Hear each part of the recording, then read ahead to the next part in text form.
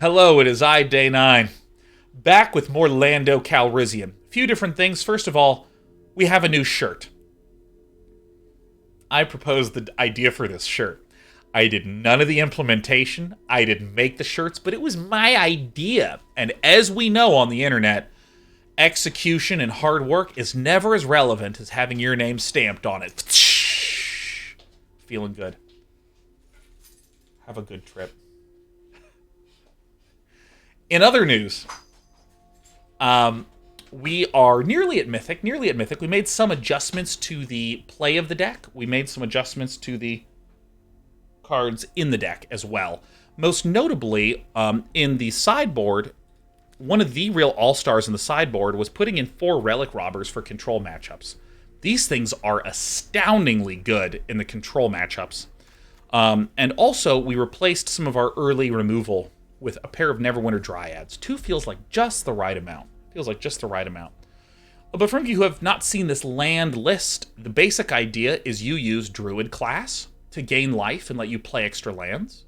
You use Valakut Exploration to draw from the top every time a land falls. Verdant Mastery to get yet more lands out. And we even now have a Neverwinter Dryad as another small piece to get a few lands out. So we get a lot of lands out, and then we have some big payoffs for the lands. We have Wrenn and Seven to make a tree folk with the power and toughness equal to the amount of lands we have. Druid Class, power and toughness of the land equal to the number of lands you control, and it gets haste. Light up the night, pay X. I have a lot of land, X is so big. And then the rest is basically removal. Removal. Pretty straightforward game plan. We need to ensure that we have a lot of basics in here, because remember, 2 Neverwinter Dryads mean that we're going to be pulling forests out with that. And then we have 4 Verdant Masteries, which look for 4 basics.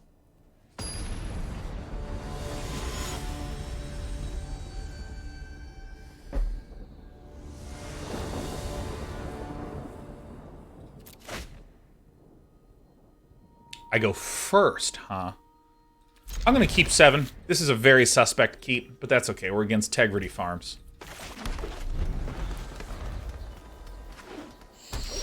Alright, now, funny thing is, we could be up against someone running our list. I would instead expect this to more than likely be one of these Gruul Werewolf lists. And what the Gruul Werewolf lists are seeking to do is, frankly, play a bunch of werewolves. And then kind of win in the long term. Or I shouldn't say win in the long term, win in the sort of mid-term. They leverage things like the Reckless Stormseeker. Alright, we lose. We lose really bad. We have 29 lands in the list. 29 lands in the list. So I am pretty comfortable keeping a 3-lander with 29 lands in the list. 29 lands in the list. But, you know, it's gonna happen. That's alright.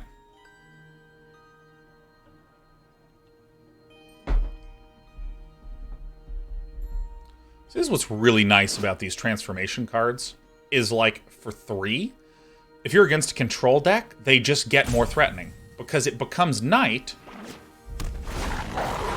It becomes night whenever a player... I don't know how to flip the other side of this. Oh, we're definitely dead.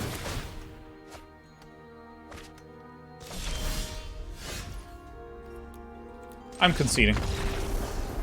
How many lands in the list? 29. Okie dokie. So, pretty straightforward. We're going to be putting in the removals. Right? That seems pretty good. And I've had some unsuredness of how exactly to do the rest of the boarding. I kind of want to put in the Esca's Chariot and peel out the 4 Verdant Masteries. I think I want to stay lower to the ground and try to just leverage the sort of power end.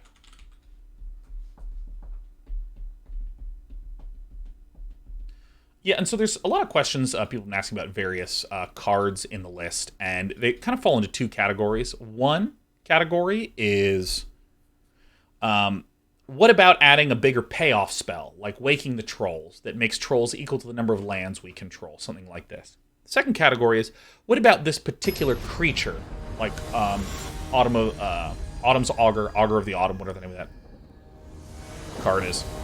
And the basic statement is, I want to try to avoid being too heavy. I want to avoid being too heavy on payoffs when a lot of this deck already has astoundingly good payoffs. Like, Druid Class plus Valakut Exploration is kind of the money combo. That's like the Jin combo. And if I were to do something like, you know, remove some of my removal to put in more payoffs, I feel like that would be quite weak. I'm gonna go ahead and shoot this right now.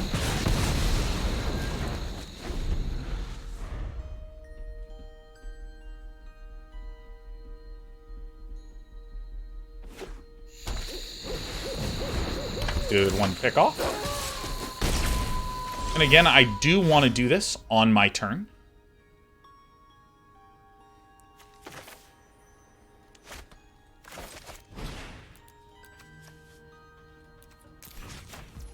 I do want to do this on my turn. Because again, if I do nothing on my turn, it becomes night. But yeah, so again, on payoffs, to put in more payoffs, I need to cut other removal or control spells, and that really feels like the issue this deck's struggling with. Well, not the issue that it's struggling with, but again, we already have plenty of payoffs. The second question, what about creatures? Basic to intermediate deck building rule, try to have no creatures or some creatures. Don't try to have, like, a few creatures. Because virtually every deck is going to have some kind of removal. And if all these lists have some kind of removal... I must resist its call.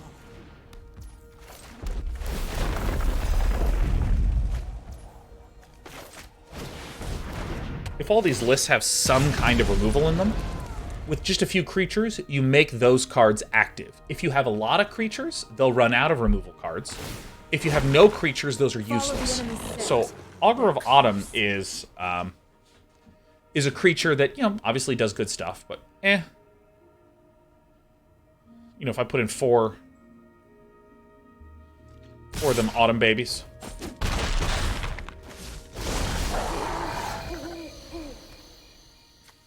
All right.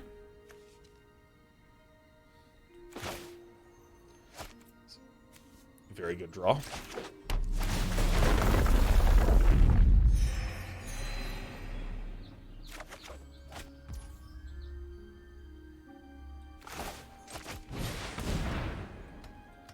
So I'm going to play Druid Class. I'm going to shoot this. Because I played 2 spells, it becomes daytime again.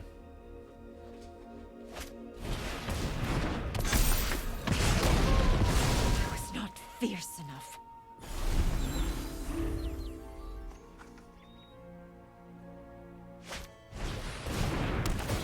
Ranger class we're okay with. Gruul is just really good in this format. There's just a lot of really, really powerful creatures.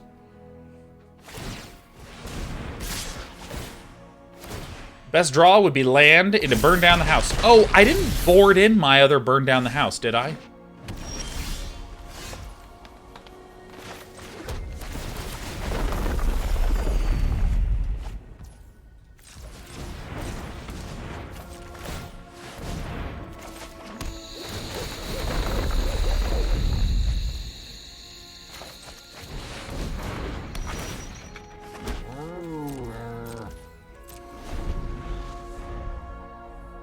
All right.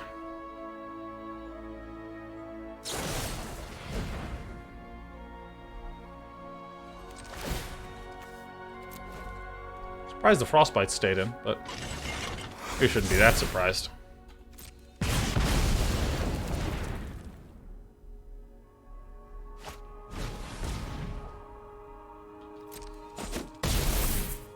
Sure. Nice, very nice. Wow, my opponent left in a lot of removal. Okay, sick. Alright, land one time. One time.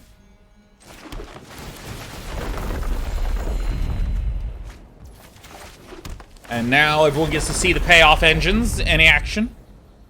So if I go 1, 2, 3. How much land do we have left? Perfect. We have enough to be able to play this.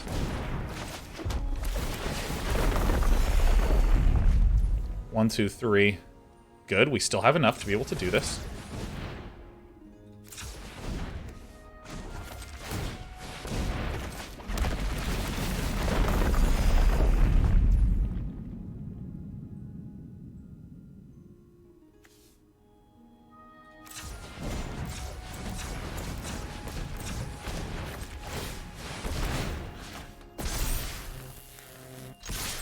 Go ahead and just deal 12 to the dome.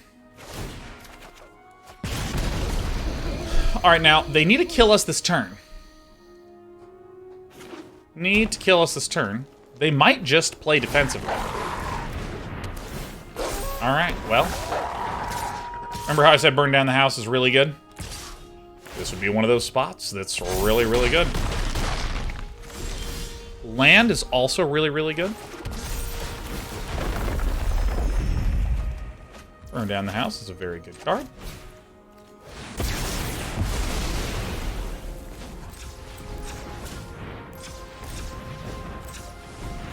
Let's go ahead and win with our land. I mean, come on. This is really sweet. I mean, come on. That's really cool. That was a really cool experience. You know what I mean?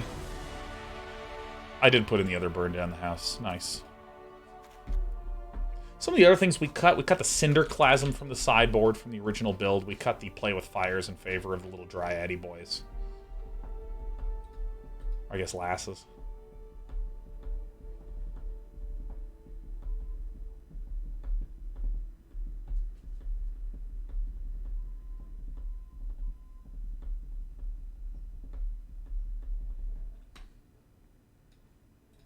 Uh-oh.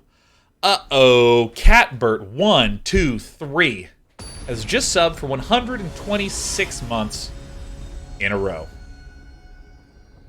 Happy 10.5 years to you too, Catbert321. How's baby Sean doing? How's baby Sean, Catbert? By the way, I'm not baby Sean. Catbert has a child named Sean. That would be just the most vain thing I'd ever done in my life.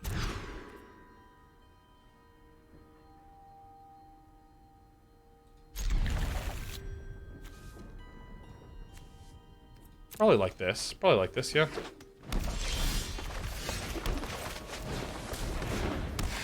So this should be red. Baby Sean is already in kindergarten and is doing well. That's so crazy. And of course, by kindergarten, do you mean like getting on a laptop with a headset that's way too big for baby Sean and like kindergartening the shit out of Zoom?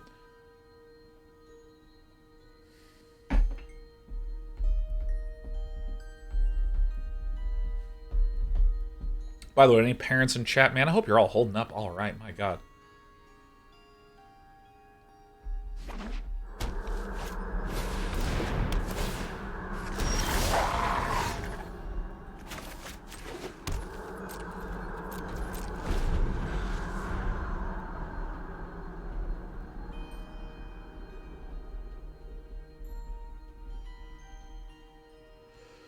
Yeah, versus no real kindergarten or county. It's like 70+% vaccination coverage with 2 tests a week for him and 1 test a week for us. Man, that's incredible.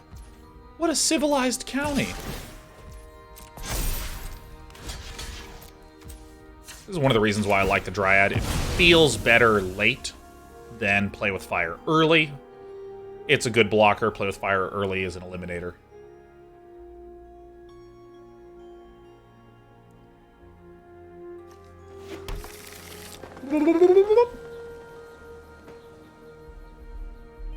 Sharkoon says being a parent right now sucks. My wife is a 6th grade teacher as well. My God, poor teachers and parents in all of this. My God.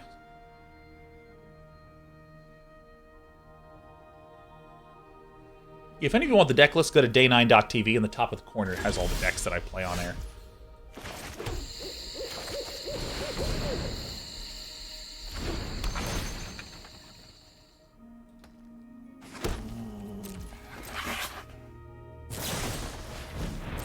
Oh, you love to see it. I'm happy to see that Tegrity has a lot of removal in here. I'm actually quite happy to see it.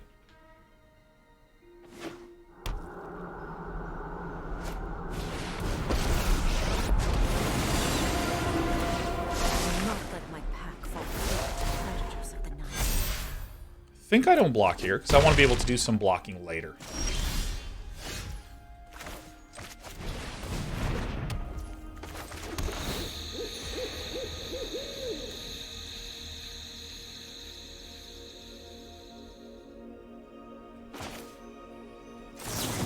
Arlen is real good in this list. I was really debating just upgrading the Druid class. Now, if I, like, draw Wrenn and Seven, that's going to be a disgustingly good. Oh, I'm actually so relieved to see that. That's fucking very nice. I don't like seeing that land. Eat this dog. Wrenn and Seven is the Djinn.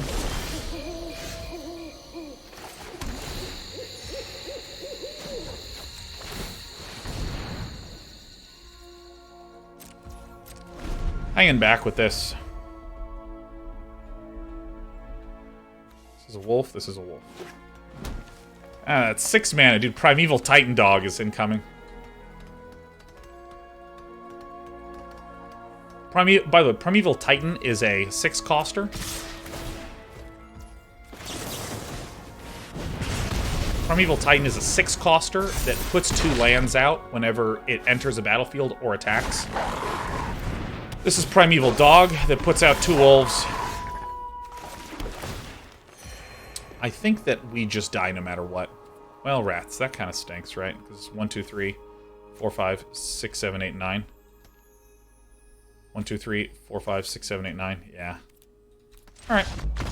Pretty close. Pretty close. But I think that's okay. I think that's an okay loss to start with.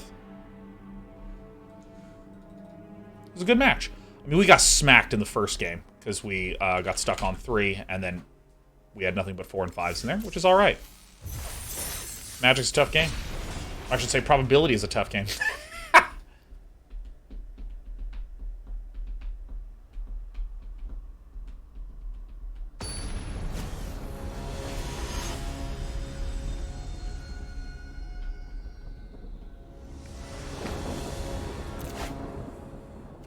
Wow.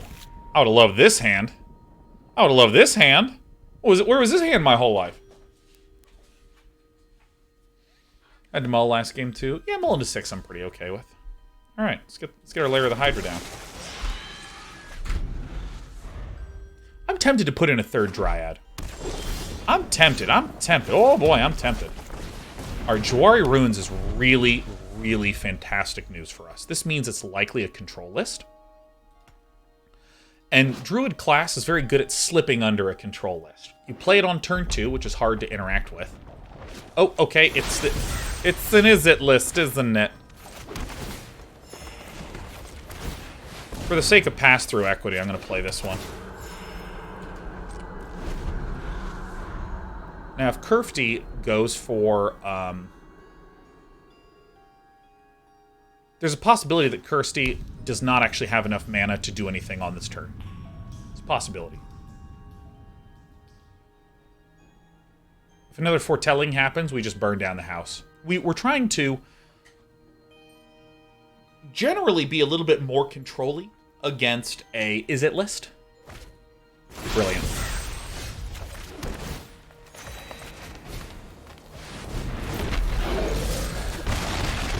But we can also put a ton of pressure on by turning the heat up, you know, playing a lot of this sort of stuff. Yeah, this does look like is-it Dragon Switch. I think I may have overboarded.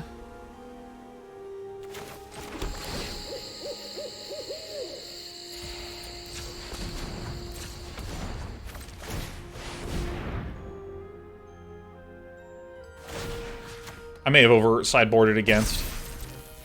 Because I was having a lot of issues with it. But I still think this is okay. My opponent wants to spend 2 cards to kill a land, they're welcome to.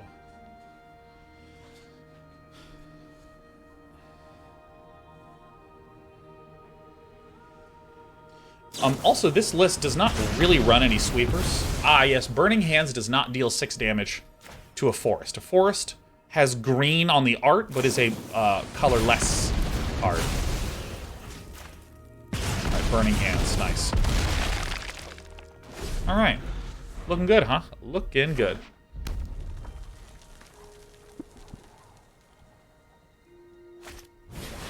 Alright, villain loses.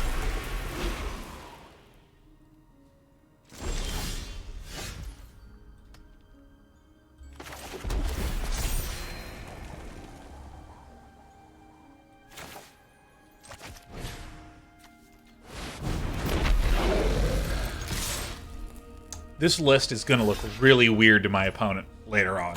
Because, I mean, like, if we're a control list, having burned down the house as a sweeper and Druid Class is a long-term payoff. You know, it's weird that I'm just, like, killing my opponent with my sweeper. I'll take another turn. Oh, God. Oh, after this, I'll take another turn. Oh. I mean, again, if we get a turn, we win.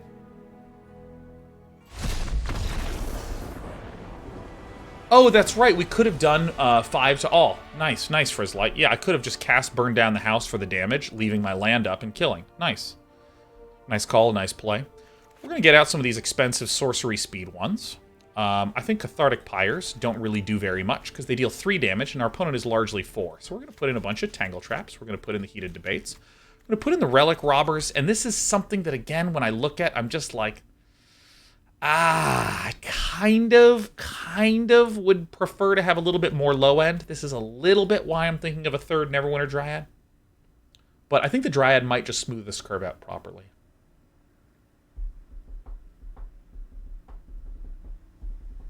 Shirley says that doing that might have brought the land in range for some red burn. Important note, because they didn't attack with the Goldspan Dragon, they didn't create a treasure, and Burn Down the House doesn't target, so it wouldn't create an additional treasure. Albatross at times says Relic Robber is risky, but you're up a game. Yeah, I don't know if I would say it's risky so much as probably mediocre. When do we sideboard in the Baloths?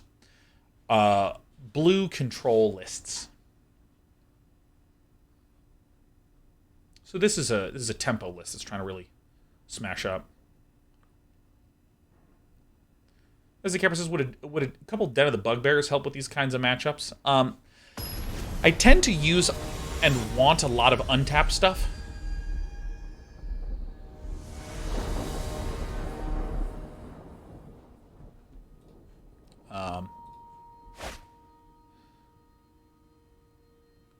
This looks good. This is a good-looking hand. Oh, excellent. This is a Delver of Secrets list. Okay.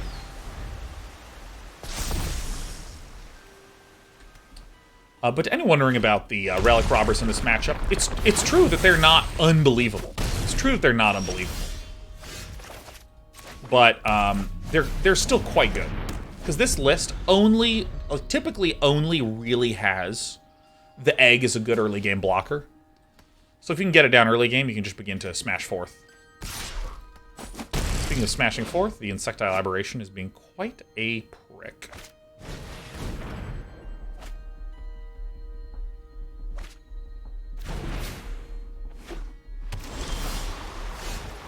Okay, so how do I want to do this, right? So obviously we're going to play land.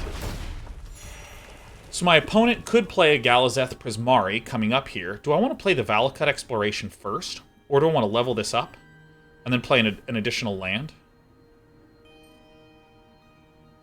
That looks like it gives us the most flexibility, right? There's not going to really be anything on turn 4 outside of a Galazeth Prismari.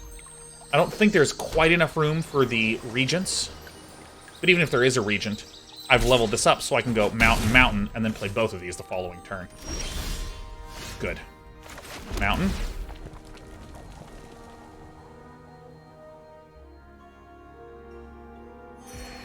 I probably could have and should have done this first.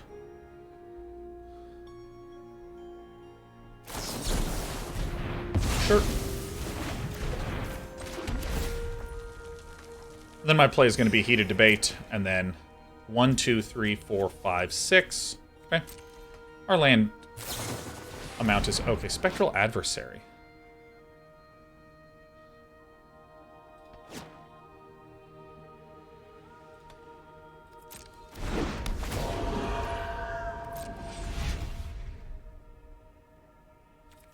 We want to keep this because there is a risk that our opponent just goes Goldspan Dragon.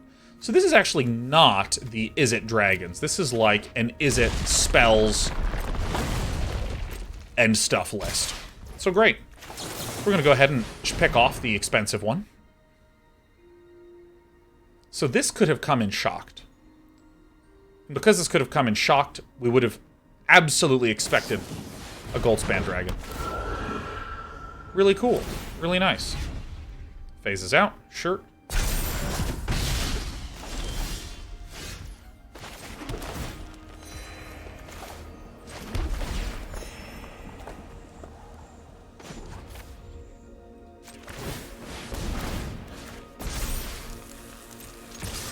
Just gonna go ahead and attack.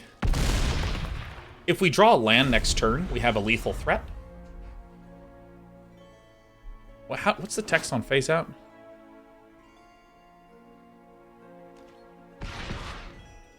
Phase out is... Permanents phase out and anything attached to them are treated as if they don't exist until the start of their controller's next turn.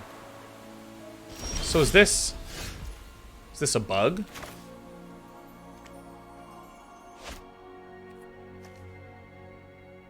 Is this just a visual bug?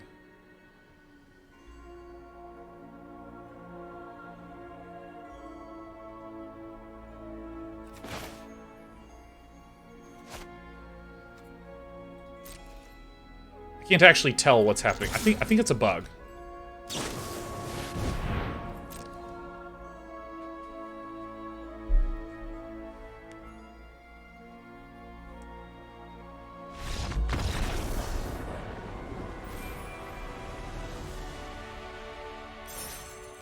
If any of you are curious what happened, I'm not sure.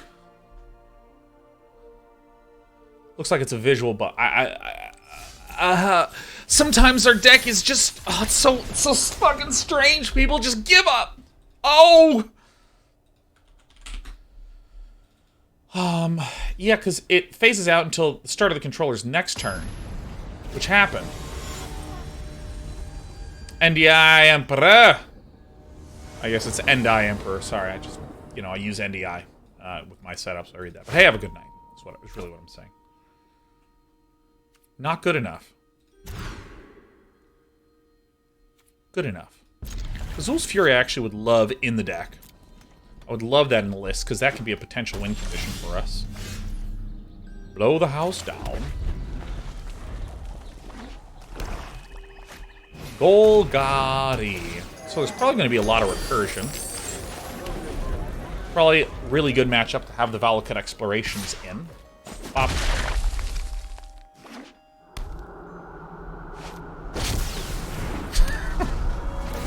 This is my hand. Alright, so it's the Jund list.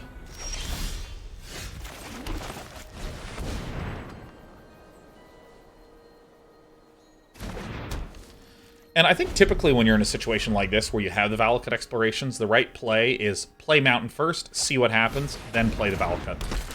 Because you can wind up in spots where, for instance, you... Ow, ow, ow. Wind up in spots where you want to play the 4-cost thing. Alright, it's just a Mountain. I think it's probably better to wait on that. Probably better to wait on that.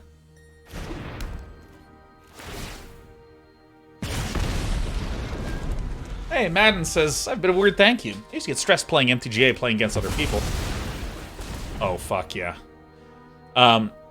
Watching you has helped me sort of accept losing, just as part of the process, and I don't get as stressed anymore when I play. Thanks for helping me get more enjoyment out of the game. I'm thrilled to hear that. Yeah, I had to spend a lot of time just working on not being so damn strung out about losses. I think a lot of that comes from StarCraft, where StarCraft is a game where, particularly at the outset of the game,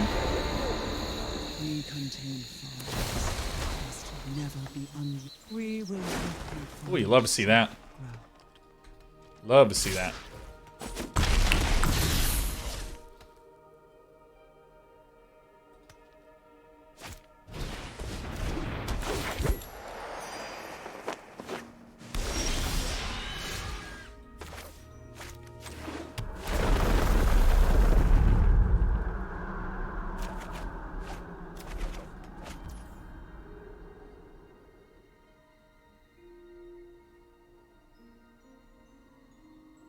What to do?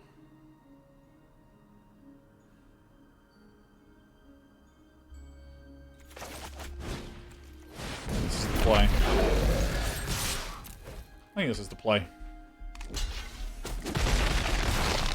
Leave our presence. Harming us will only unleash I think this is the inferno. play. Yeah, I think streaming also helped me a lot not be so... not so dang stressed out by my losses. You know, because, like, once you're forced to sort of face that pain, you start to get like, okay, everything's actually okay, everything's actually okay, everything's actually okay. Oh my god. Depending upon how much charioting Villain does, we might actually put in our Tangletraps.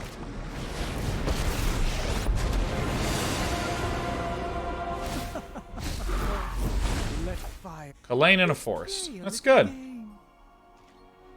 Alright, so then we kill everything. Alright, seems good.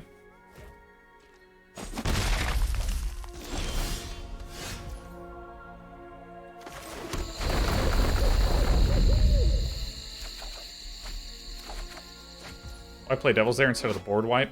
This comes out with 5 loyalty and my opponent +1, so they would have had 6. I mean, you know what? This does suck a bit. This does suck a bit that I am going to lose out on the Verdant Masteries, you know? But I still think I need to burn the house down. Still think I need to. It's okay. Oh, don't ruin my fun. I did not choose this fight. To another realm, I suppose. It's 10 mana, so there's 7 out right now. Dude, is that all 4 of them? A lot of them. Kalain, Reclusive Painter. It's a sweet list.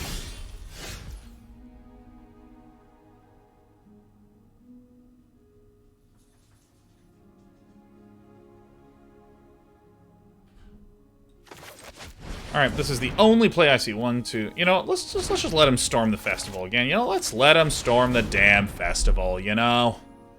Let him storm the festival. Have a red mana, man. This guy's coming out for me. Heal, heal. Let's get huge.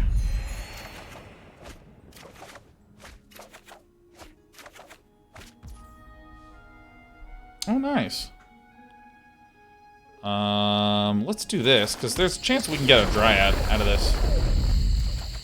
Alright.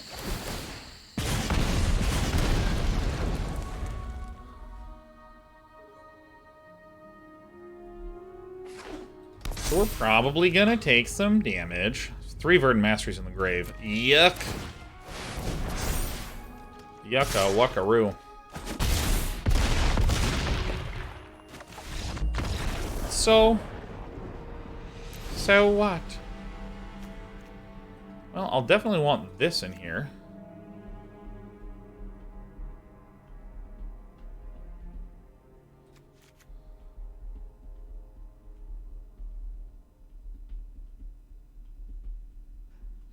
Just gonna pull out these Tangletraps. I think I want to just be the more aggressive one.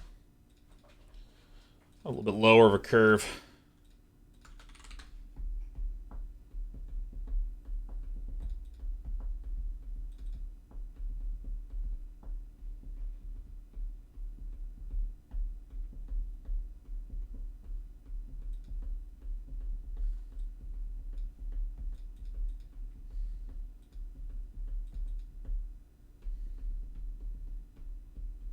Thoughts on Ancient Greenwarden?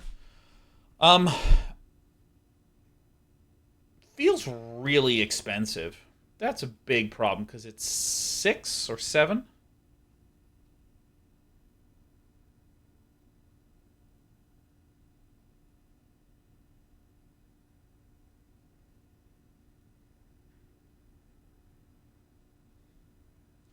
Yeah, I mean, obviously it's a good payoff, but I don't actually know if it's... It feels expensive, and again, it feels like a sort of extending the power of the payoffs. I think we actually do have enough power in the payoffs right now.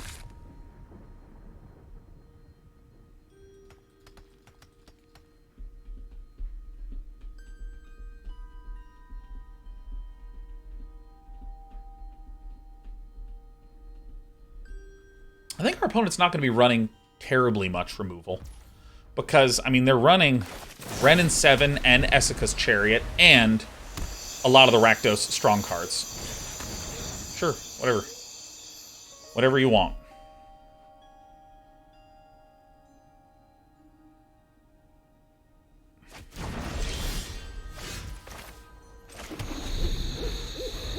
Play the Rockfall Vale, because I have nothing to play. And if next turn I get a Rockfall Vale, it's nice to have the doubles.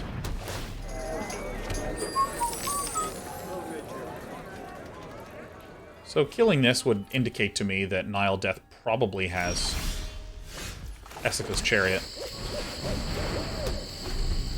Rishmosh says, hello, Day9. Hope you're doing great. I'm having a good old time. I'm having just a grand old time. However, would I have known... No! Blocking it.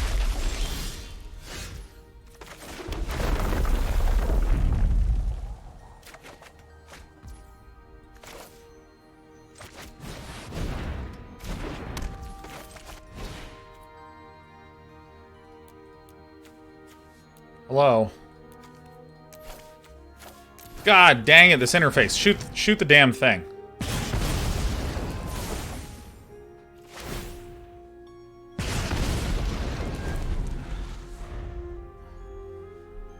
I mean, my assumption is that my opponent has Wrenn and Seven. Yeah, that just makes sense, right?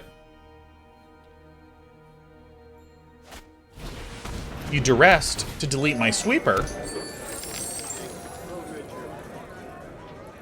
Instead of deleting the thing that actually gives me long-term value. Like that seems a little bit suspect, a little bit suspicious. More of these. Okay, yeah, so this maybe just straight up means that there is... Nope.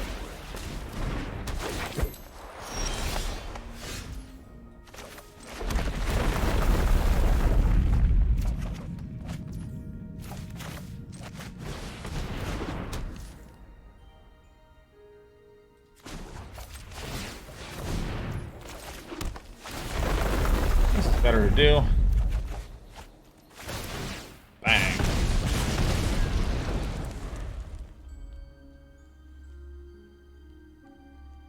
It's probably better to do.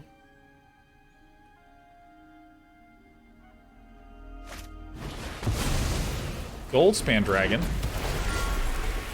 Okay. Well, I mean, we're gonna have reach with Wrenn. And if we just draw Burn Down the House, we, like, immediately win.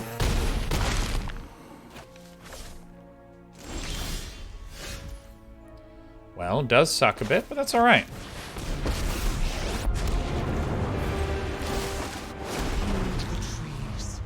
They prepare for war. I mean, there's a removal spell, you know. Alright, pull into the party Valky. That might actually be enough, because that's... Alright, nice.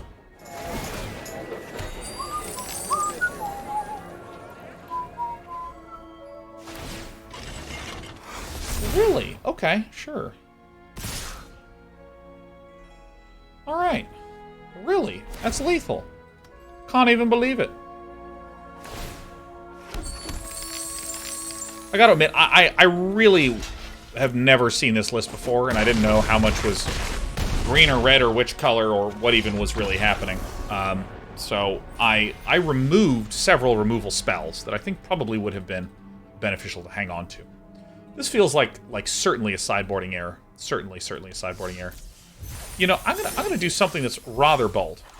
Just something that's rather bold. I mean, I know this is gonna sound insane to say, but I actually think I'm going to entirely cut the Esika's Chariots. An insane decision, right? I know. But the fact of the matter is they've been consistently the weakest performer. When it pops off, it feels good, obviously. When it pops off, you're just like, holy shit, it's fucking incredible. But it's just been very awkwardly costed. So I really want to do at least this. I don't know if I want to put in another one, though.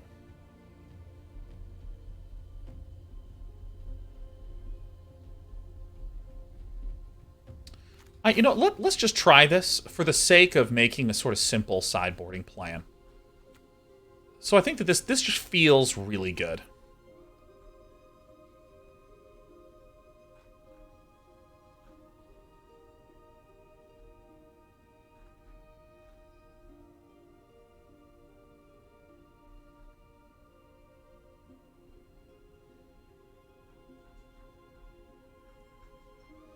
What do we put in the side, huh?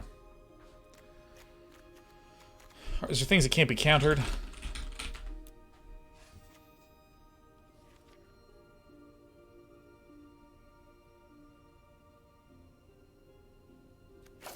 I mean, I'm just going to do this because absolute child. I mean, let's be real.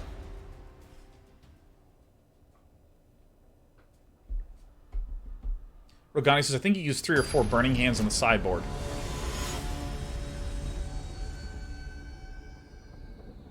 That's it.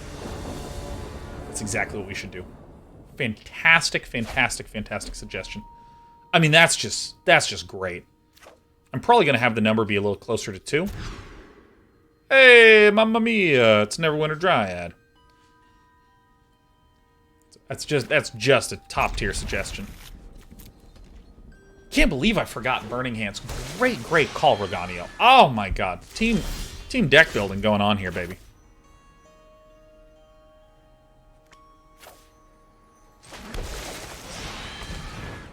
I think these are actually going to help a great deal.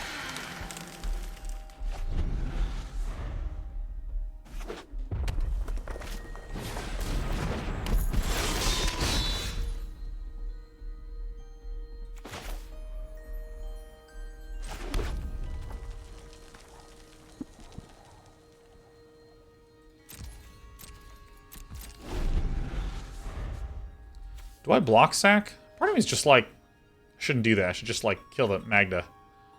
Right?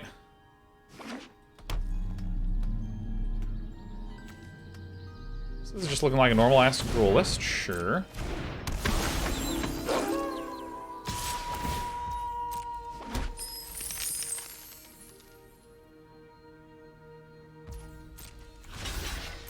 I should have played the Druid class. I just wasted my turn. I knew this was, like, a possibility.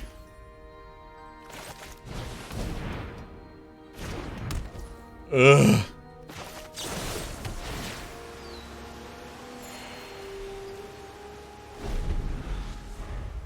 What are the green threats Burning Hands is dealing with? I mean, basically, this Werewolves list has a lot of good targets for this. God, Burning Hands is an amazing sideboard suggestion. Great stuff. Great stuff, Roganio. My goodness. I mean, mamma mia.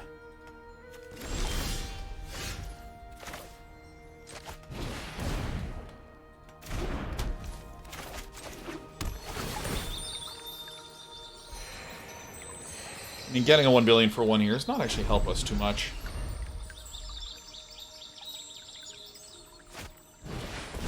I mean, this is just so good. That is just one of the best suggestions in the history of sideboarding suggestions, if I do say so myself. Well, Dylan's gonna draw. Tovalar and Direby. I couldn't decide between Dire Bear, Dire Guy, so I said Direby. Direby.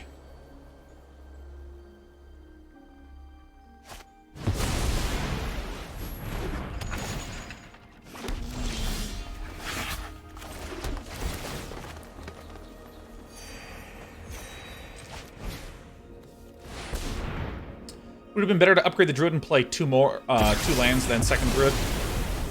Maybe.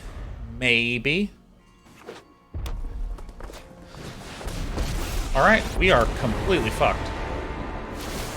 Oh my god, dude, Burning Hands would be amazing here. Look at this.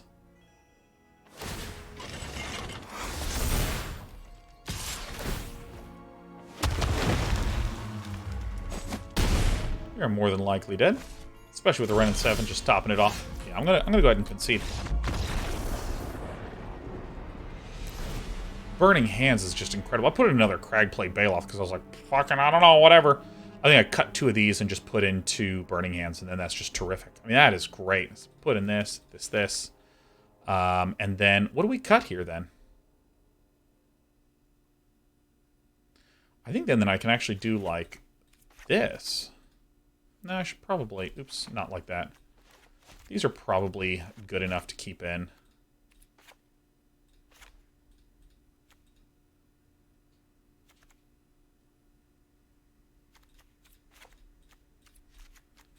Try some a little different.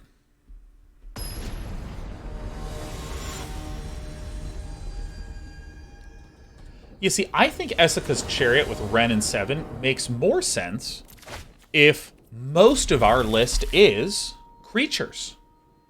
That's when I think it's really strong. I think the reason why in this list it's not as good is that Esika's Chariot primarily works very, very nicely with Wrenn and Seven, and outside of that, not really. Totally fine outcome.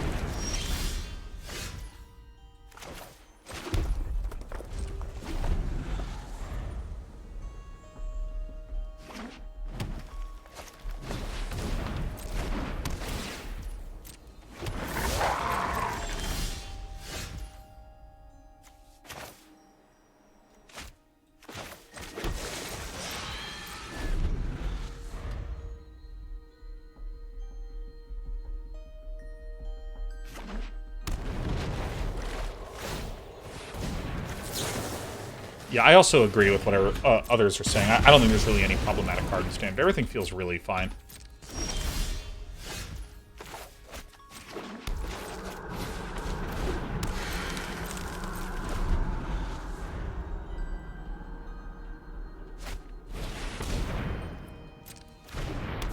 Will I consider in front of the Star Mount instead of Baloth? Yes, the other one doesn't have hexproof. I'm just gonna kill it.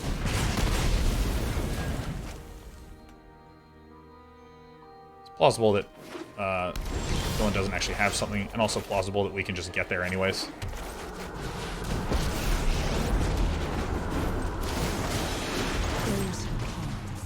Yeah, I think 4 of these is a really good play. Gifts nature grows. Not quite used to what the play patterns should necessarily be with it. Dude, look at all these gamers running their Burning Hands.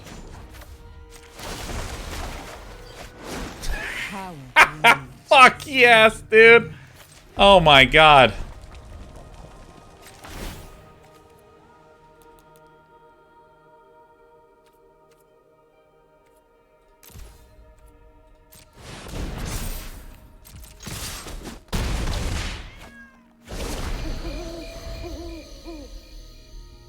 Arguable, I should have kept this back in case Villain has another Reckless Stormseeker, but I don't like doing anything that's helped me, so I don't see why I would start now. See, imagine if I just left this guy back. I could tell I was making a mistake. I could tell. As it was happening, I could tell. I think that this is the better play, actually.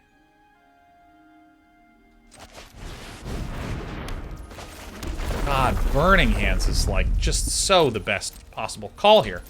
By the way, this is one of the reasons why I have become increasingly keen on Neverwinter Dryad. I mean, look at this shit.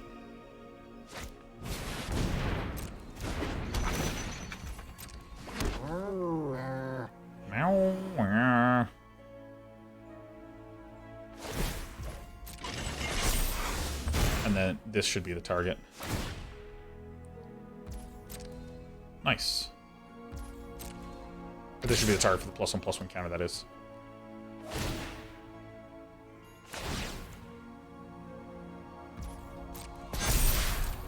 Nice.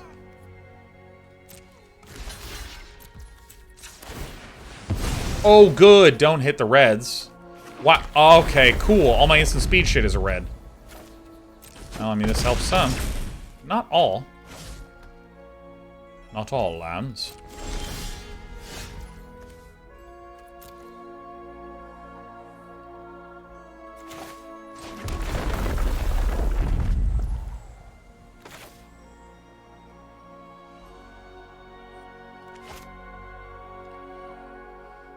Ugh.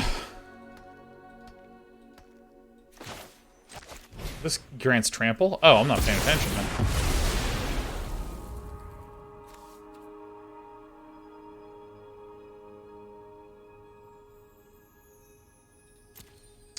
You know, I'm just going to concede. We're behind enough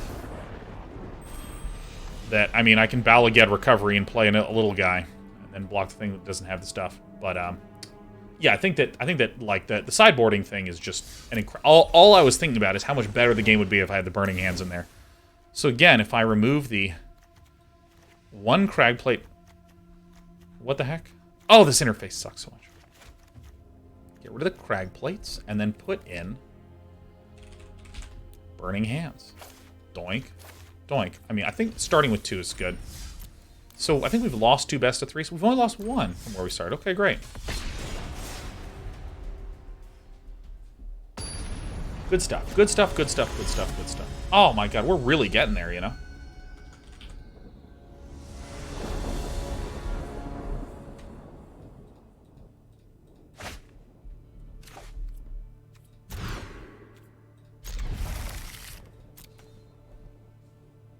What just happened? Okay, there we go. Is anyone else having weird... Well, no, I'm not dropping any frames. On to Inversion. This is an Azorius control list. Genic, pious guy. Alright, I mean, if we can get up the money combo right at the very start of Valakut and Verdant, it's terrific.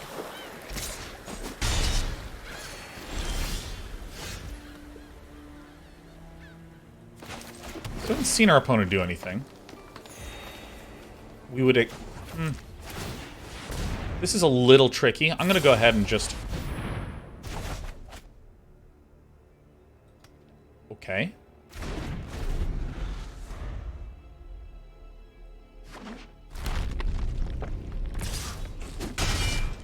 Is this guy going to play this now?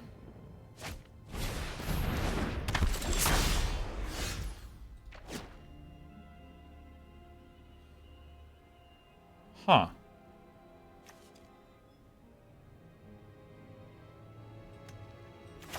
Alright, I'll just play this. If you want to counter that, it's fine.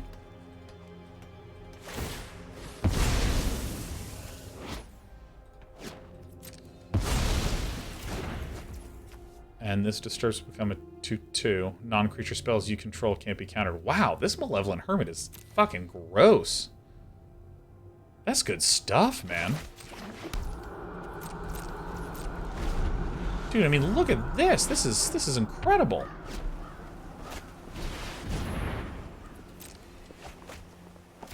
Oh, look at Admiral Sultan's list. This one is just a banger, man. This is so incredible. I love this.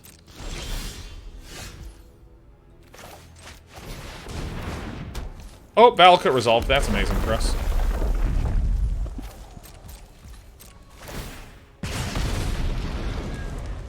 Field of Ruin is a bit of a painful one.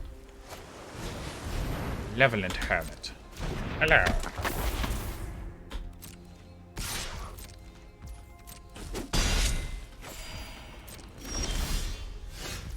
Alright, this one.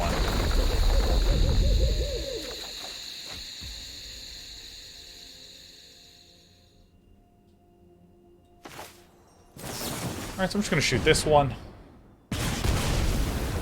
Out of there. Put another Valakut Exploration. Hilariously, Denick is just smoking us, man. You'll find the villain's lair!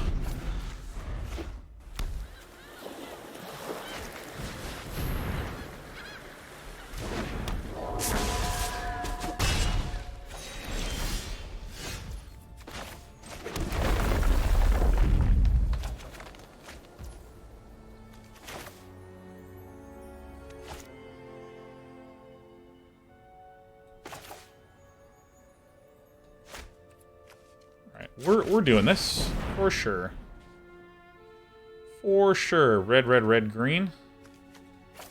Let's go red, red, red, red. Why not?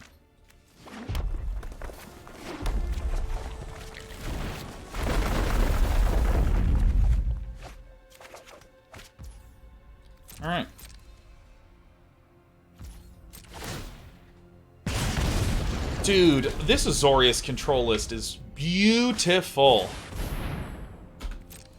1, 2, 3, 4, 5, 9. So that would be 10. Ugh, off by 1 error, huh?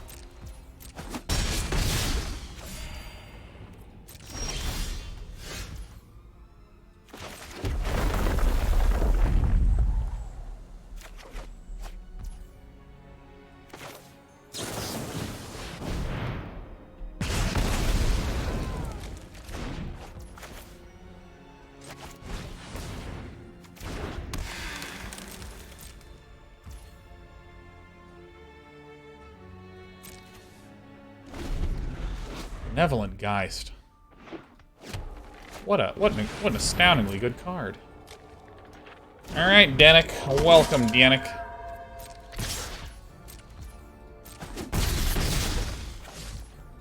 I don't actually know if we're at a huge advantage or huge disadvantage in this matchup. Holy shit. Oh my god. Can't even believe this. Yeah, that's freaking sick, man.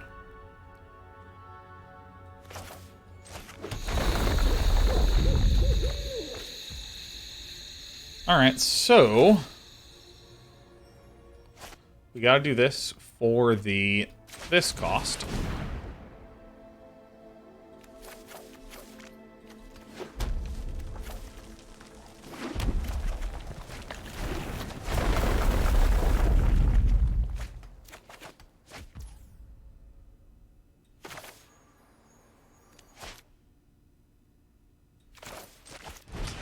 I guess I just have to pray. I don't think it resolves, but yeah. Well, shit. Okay, so this is a control list built around some of these little baby flyers. So, I mean, these are obviously going to be good. These are probably out. Burn Down the House, I feel like, is probably out.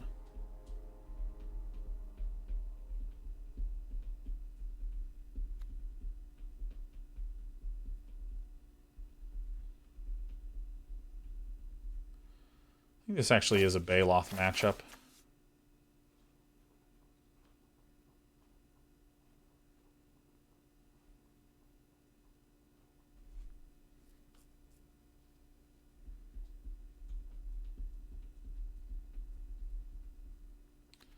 Put in one of these, and I think we're actually okay.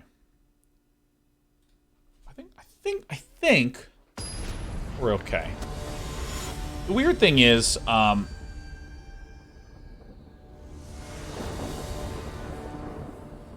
not exactly sure how much my opponent is focused on flyers. Go on with relics. This is the thing, is that, like, my opponent has this 2/3 card that literally just, like, ends the game for us. Like, if Danik comes down, all my Relic Robbers are completely roasted. And I think that my opponent will be running 4 copies of Danik. Okay, good. This was a perfect matchup to not run Relic Robber. This is like a value... This is like a slow, gradual value baby list. This is exile non-land permanent. Okay, so you can get the Valakuts. We should have waited.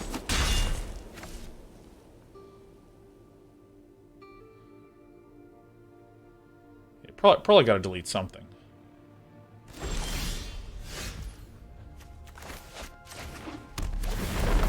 Sorcerer. Speed. Alright. Good.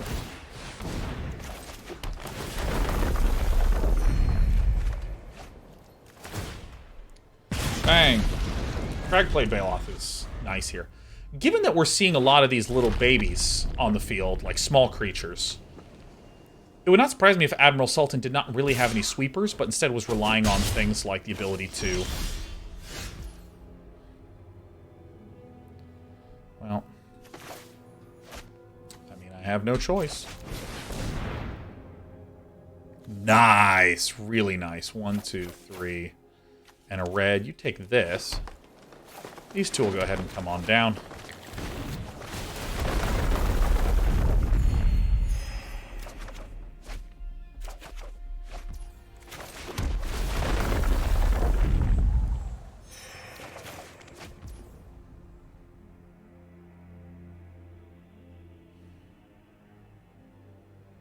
This is an interesting question.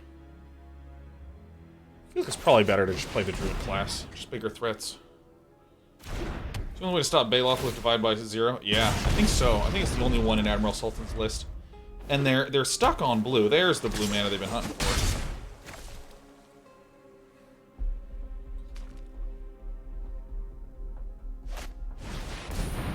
Fantastic. Alright, so now I'm just gonna play the fucking Baloth, man. Love this card. I mean, you can eliminate this and give me a clue token. That's fine. I'd love to have a clue. Literally. Ooh, draw 2, discard 2. Oh, yeah. Ooh, yeah. Oh, yeah. Oh, yeah. Oh, yeah. Baloth is very good here. I mean, this might just be sweeping time. Alright, we won. We won.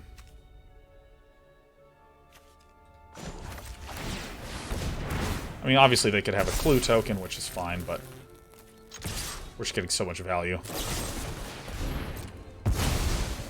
Wow, do you even have a clue?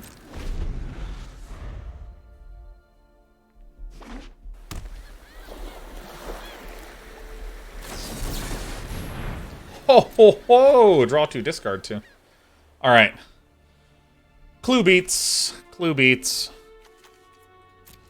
So they do have Doom Scars, but like... Faithful Mending. Blue.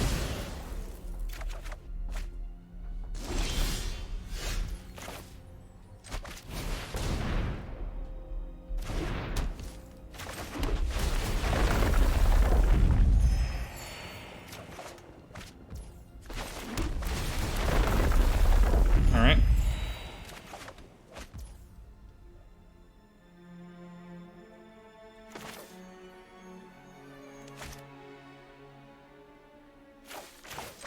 Let's just start the beats, you know? Wrenn and Seven's a good one. Draw 2, then discard 2. You love to see that, especially with absolutely no blue open.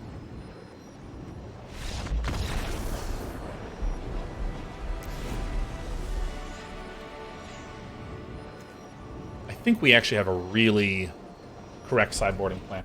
Dude, Cragplate Baloth. Anyone remember when I was before? They were like, what's the Cragplate Baloth for? And I was like, it's for the control matchups. And oh my god.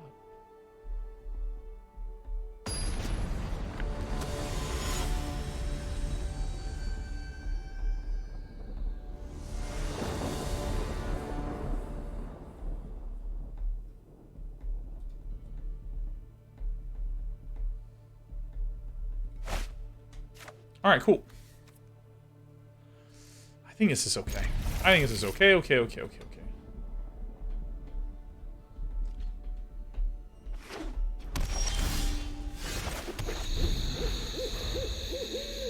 Dude, can I just say that this list has been some of the most fun I have ever had playing this stinking game. This is going to be environmental sciences for sure.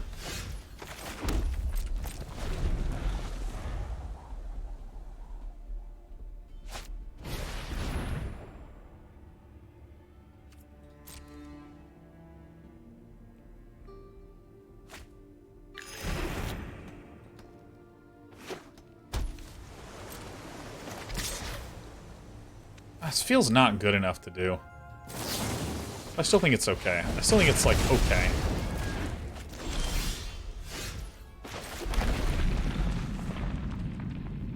Iceman says, how does it feel to be playing best of 3 in Standard again?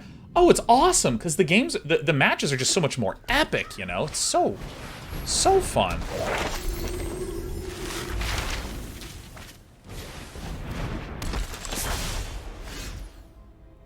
Well, you hate to see this one. It's okay. I'll do this.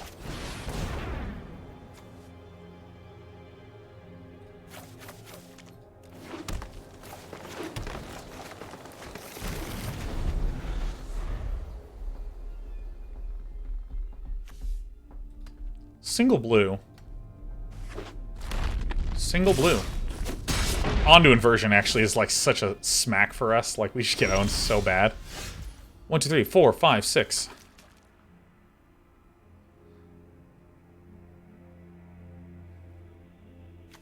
This disturbs for 2? Okay. Sure.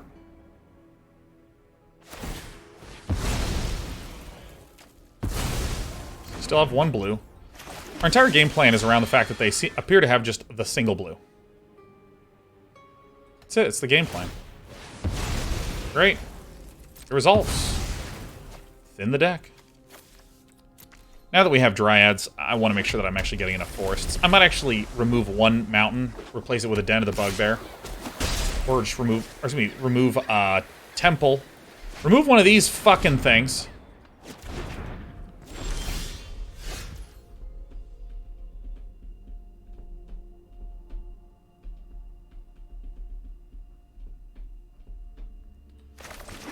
I might want to remove this, replace it with a Bugbear. Move a mountain, replace it with a forest, so I can actually have enough basics.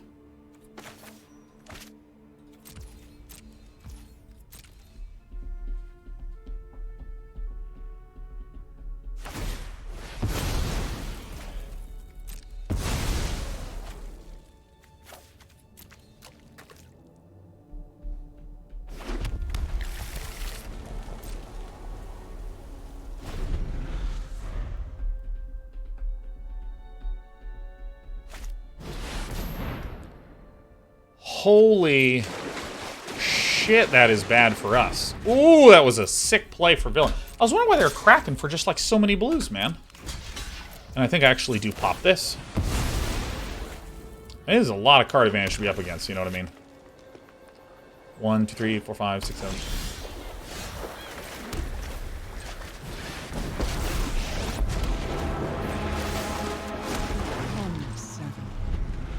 I think I maybe should have put in the Relic Robbers. I think I maybe should have.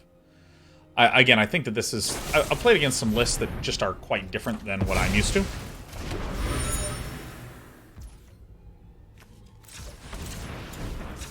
The first clue is that it is something Wrenn.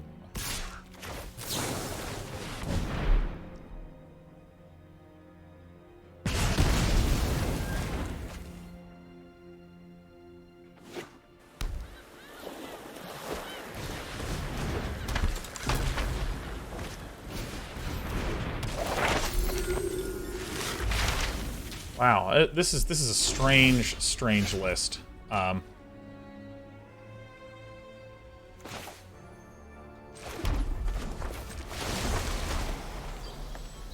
Every seed contains great. Oh, my Druid classes, Jesus. Power grows with tender care. Bye, Hermit.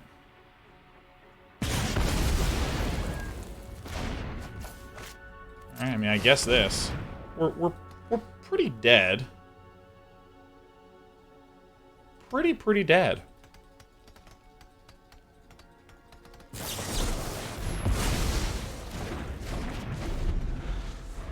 Pretty dead. Haven't hit any of our Valakuts yet. Done half the deck. It's a lot of deck to go through. Wow, another Field of Ruin. Oh, this list from Admiral Sultan is so cool. And I think I certainly did a very incorrect sideboarding plan against it. But it's like super sweet. It's just like cheap creatures.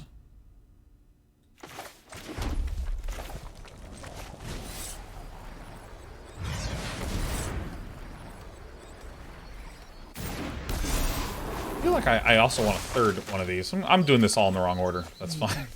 Oh my god, all my Druid classes. Jesus. Druid class is quite good for us here. Alright, it's Cragplating time. Ooh, down to 12. You love to see that. Yeah, I think I would like a third Cragplater here. I think Cragplate is just... It's so good against this. I'm gonna try cutting a burn down the house from the side. That sounds right. That sounds right. We are wilting. All right, let's just peel crag plates from the top, right? Dude, my opponent drew so many freaking cards. So many cards. And is now down to just 5. Oh, not my Lair of the Hydra. Faithful mending. More faithful mending. Really? You're binning the Onduin version? That seems suspect.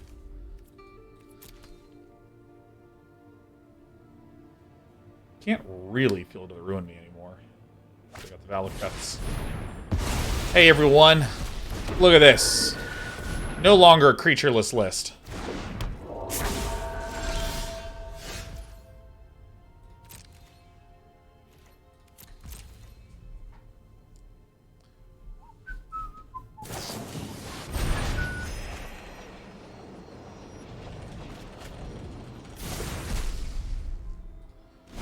Dude, you know, like, part of me, I don't even really care that much that we're advancing up the deck all slow and stuff. I mean, dude, is this not just awesome? Like, this list that Admiral Sultan's running, I mean, this is sweet, man. I mean, this is really good. And play a Mountain.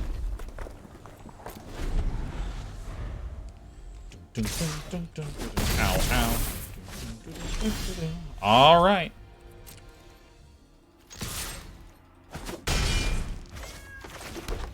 Yeah.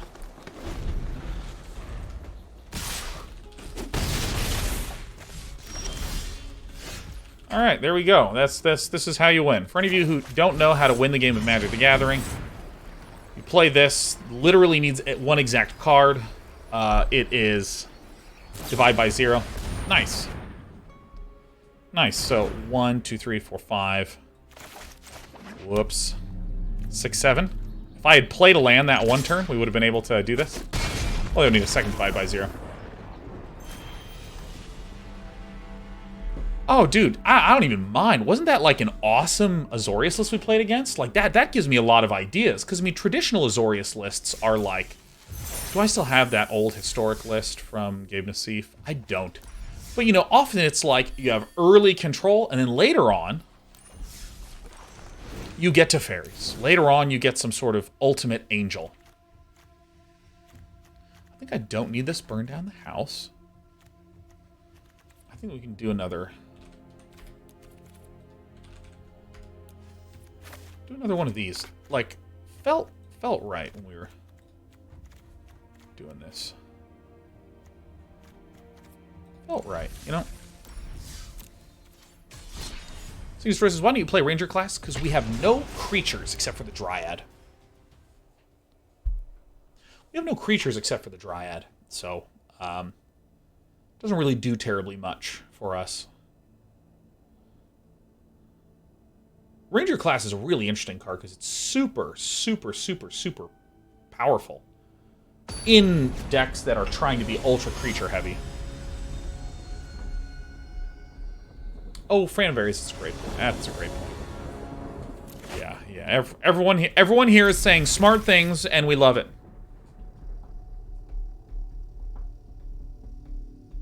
Aren't you going to change lands? Well, as it turns out, Nikodos Manos, apparently no. Apparently the lands are fine as is. It's a minor optimization. Minor optimization.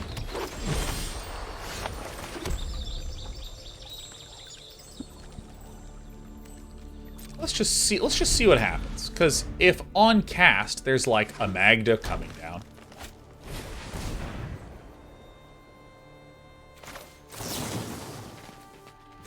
This is the one I actually want to get rid of because it generates mana. Probably the better one to do.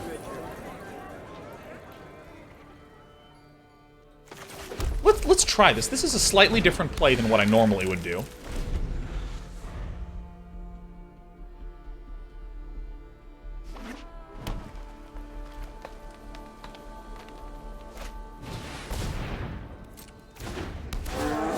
Did DOTBB used to be in this deck? I don't know what DOTBB is. Defense of the Ancients? Is that what it is? Because it looks like Dota to me. Defense of the Ancients. Of the Ancients. Den of the Bugbear. Ah, yeah. Ah, yeah. Oh, yeah. Bop. Defense of the Ancients. Day of the Bentacle. Yeah, there's a lot of good ones here. I fucking Wrenn. Alright, well, burning the house down. Burning hands feels really good.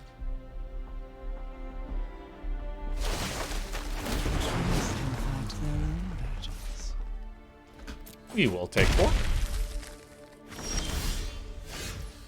Well, is it a good day to do some crawling?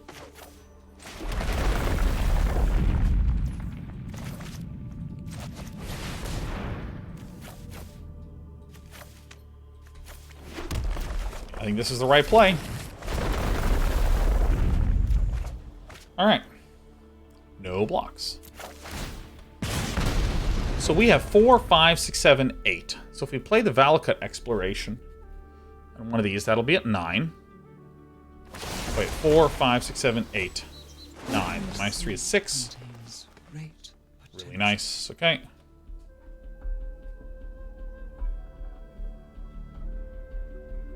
Thoughtful Silence says, do you feel sometimes like you're chasing the results of the last match? Lost to Azorius, need more Baloth. Lost to Gruul, need more Burning Hands.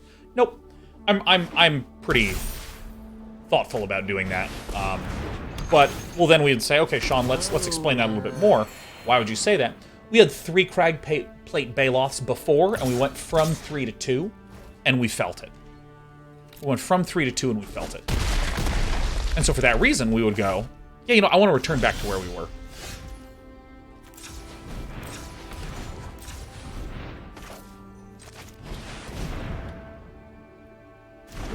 Burning Hands, though, is a new addition, and we're removing cards that we're kind of like, it's not really doing it for me.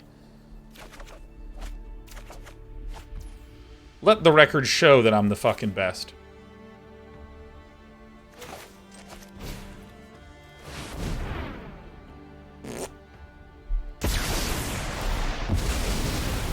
Our leaves fall like tears.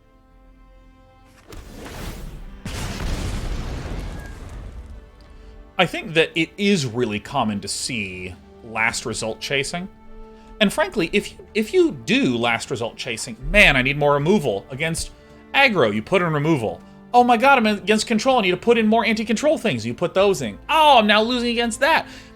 A good way to identify if you're chasing losses is if you are bouncing back and forth between 2 locations, which frankly is okay. Because as long as you say, you know, I'm bouncing between these 2, which means that my approach is not working. It's actually not a sideboard problem. It's a, this deck ain't doing it problem.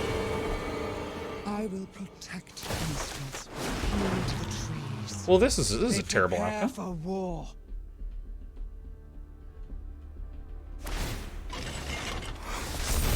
Let's go to 3. I'm trying to think of like what we would even want that would make this work.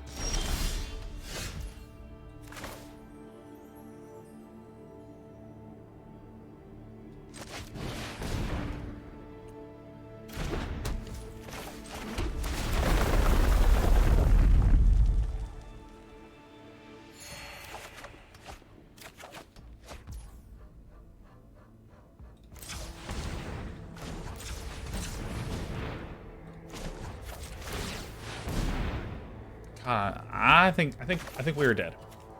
I think this whole Wrenn and Seven character.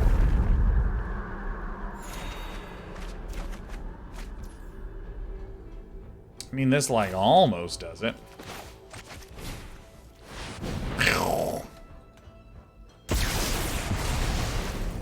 We did not choose this fight.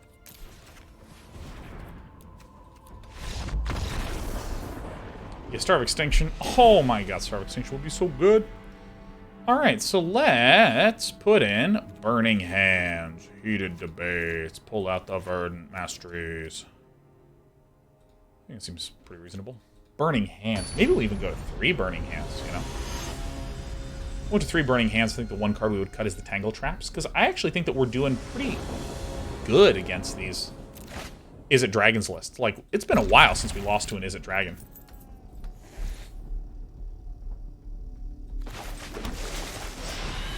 Can't you create blockers with Burn Down the House? Yep, that would have been... I mean, we were still more than likely dead. But that's still just a fantastic idea.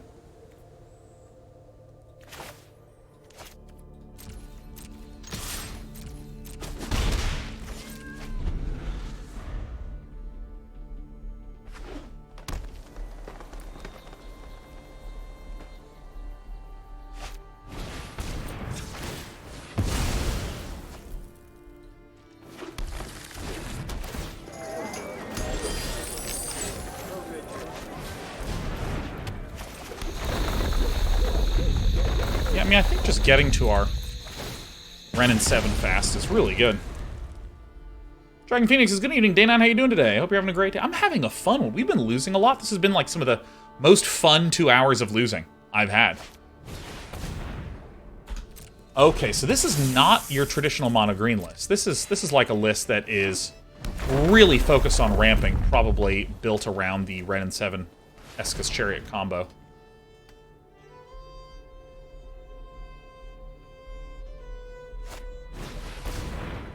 Great.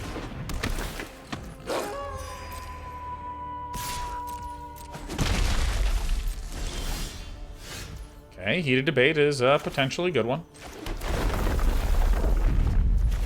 Oh, we look like we're cheating, don't we? Ooh, we would love to see that.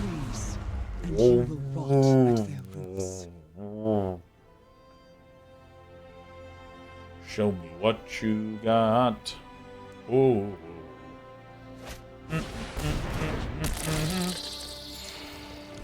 What? Alright, it's a good thing I run the 3, burn down the houses. Dude, can you just imagine how glorious it'll be if we hit Mythic with Jank? Okay. Alright, dude, Nature Man is here for the fun. You know what I mean?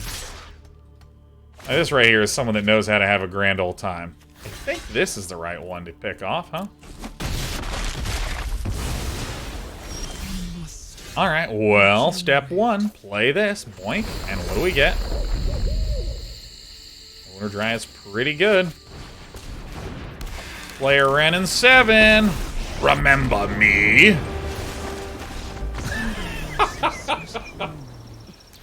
I mean, I don't think we have a lot to change. Alright, well, here we are.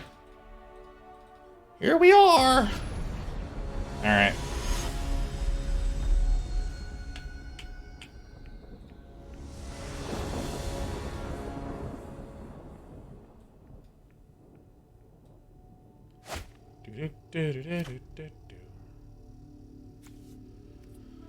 All right, I think this is a Jin list. I think this is a Jin hand. Not 100% sure, but it looks rather Jinful. You know what I mean?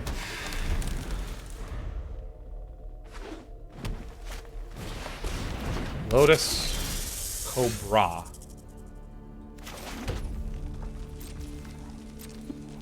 I think it's actually good to just go for the land, just to go for 4, huh?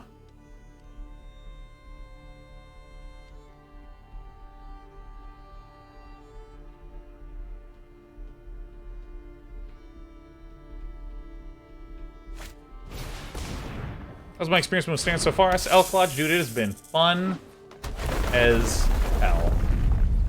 Alright, so this is like a Scoot, Swarm, Ramp, Escus Chariot, Wrenn list. Like, I mean, this is I think, mono green land.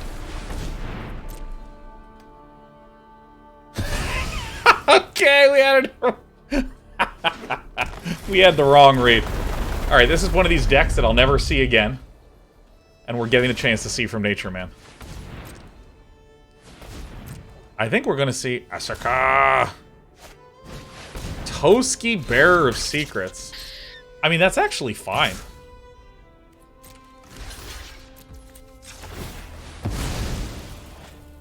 Boink.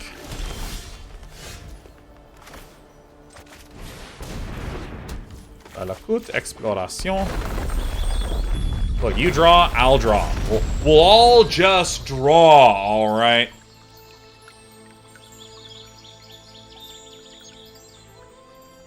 Yeah, hit me. Draw 3. I mean... Glover said you seem to prefer best 3 to best of 1. What's the main reason why? It's just a more skill-testing matchup. Or, not matchup, mode.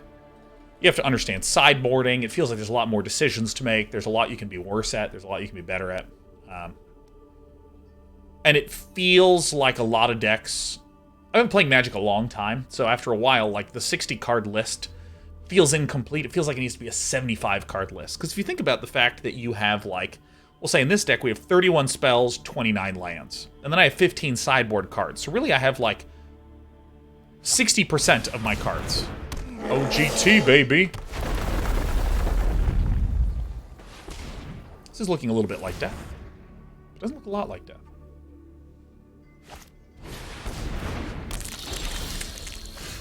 Oh.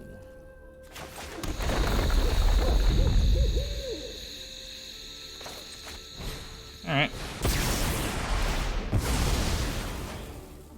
It helps.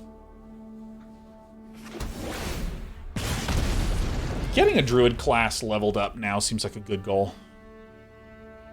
I mean, and that's basically it. I mean, we can do some best of one. I think our list is actually much better in best of one now with the 4 Dryads. And you know, let's test it out. We did a little midday break for best of one, came back.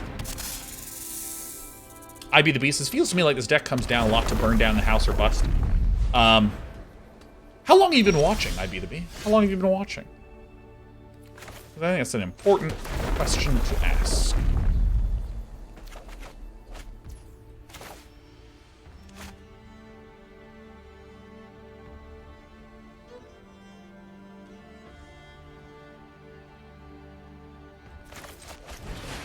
This is probably right. I do have some fears about this move, but this is probably right.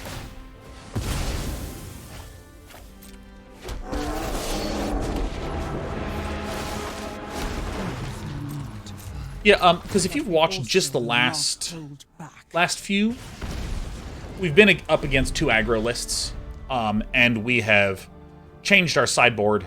And the thing is, the first time we have had the sideboard that actually has the burning stuff in it.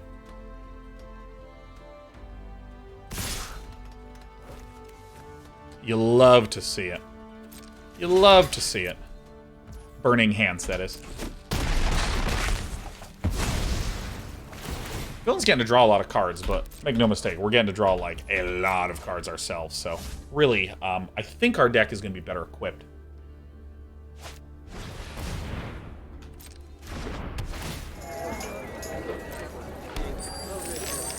I Be the Beast, I don't have points to keep this up. For a few matches, I've been playing kind of similar lists. Not that similar, but close enough, and I often felt that way. Yeah. There have been points where I'm sort of just like, yeah, is this really it? Is this really the extent of things? You know, but we've been tuning and it's been feeling better over time. And I think that this is kind of what makes the list tricky, is that sometimes you just have the removal and you cast. Sometimes you're trying to set yourself up to maximize the ability to get a burn down the house. Okay. First things first, we're going to plus. Power.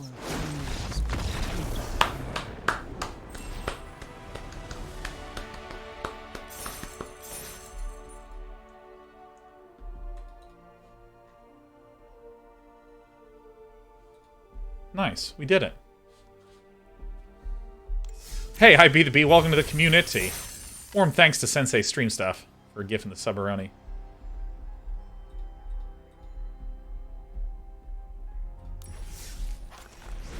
Why'd he forfeit? I mean, he was what... the word we use in the business is that poor person was fucking fucked. Whoa! We had... they have a mono green list. Mono green lists typically are creatures and a small set of spells. The small set of spells, because it's green, tend to be fight effects, or they tend to be defend creature effects. So Blizzard Brawl is an example of a fight effect. Choose target creature you control. It fights another creature you control, but you have Indestructible if you have 3 snow permanents, right? These are the kinds of things. Or you might run Snake Skin Veil. Put a +1/+1 counter on target creature against hexproof, right? Very creature-based. We see that we see that our opponent was doing something weird with Scoot Swarms, Wrens, and Essicas. We saw that they had Roiling Regrowth, this spell.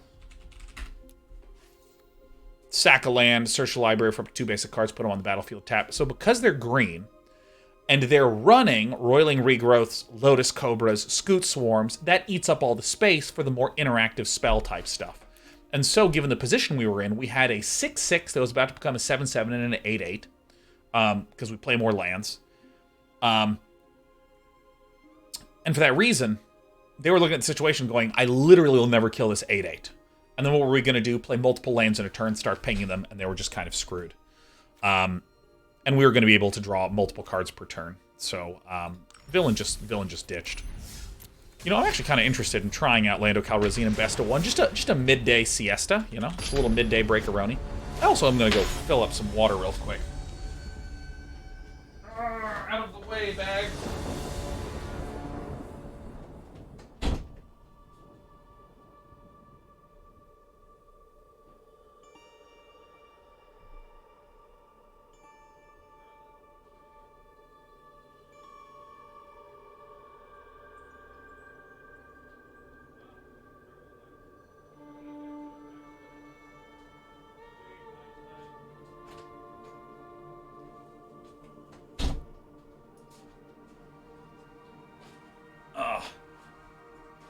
Let's see how this puppy plays out.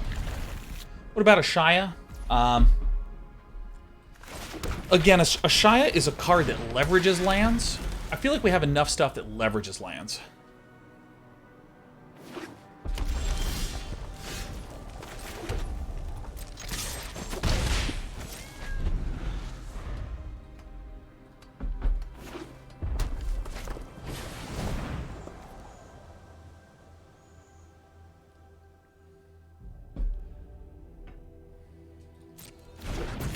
Perhaps I should have defended.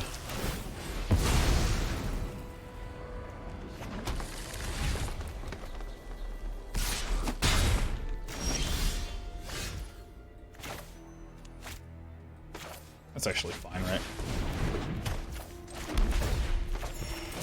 Yeah, I think this was a really good choice to put in these guys.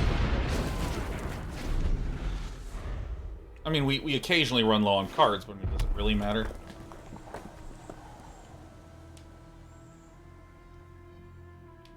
Skorg says, people always ask about Ashaya, but personally, I shy away from that one. Fuck. Yep, I'm just gonna do this. Ooh, that's good. Woo! Prepare for war. Woo!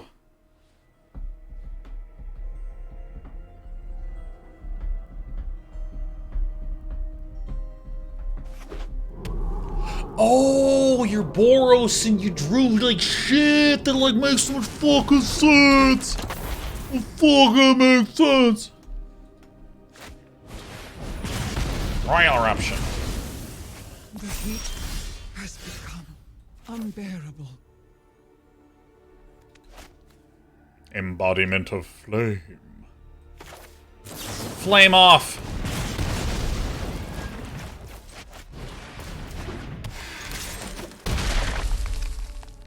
Oh, I'm coming in, baby.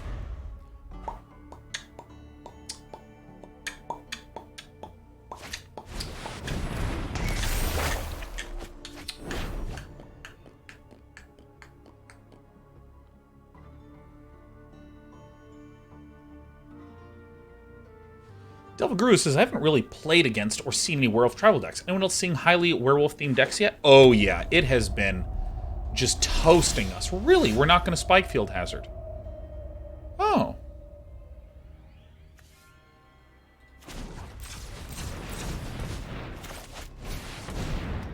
Do this one first.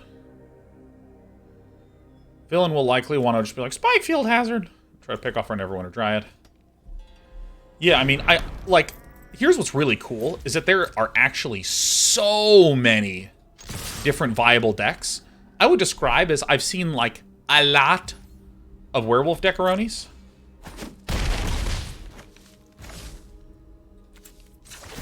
I've seen a lot of them.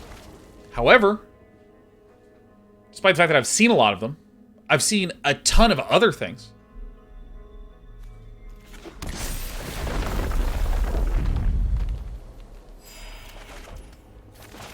You love to see it.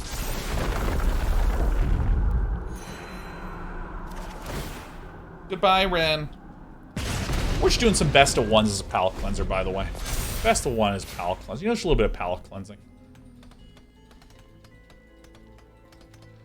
What is... Has my estimation of Shadow of the Skulls changed? I mean, kind of. Shadow of the Skulls just feels good. It's like a good card, but... Dude, I don't know how else to put it. I love Magic right now. I love Magic right now.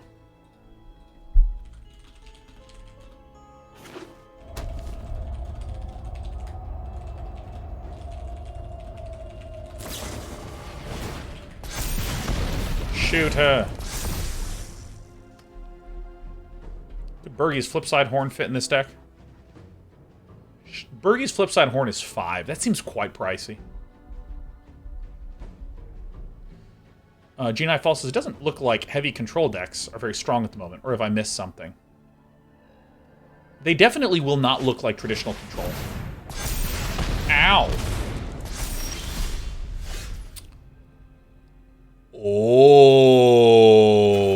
Okay, bruh. Alright, I'm doing this. I think I'll go green, green, red, red. I'll put...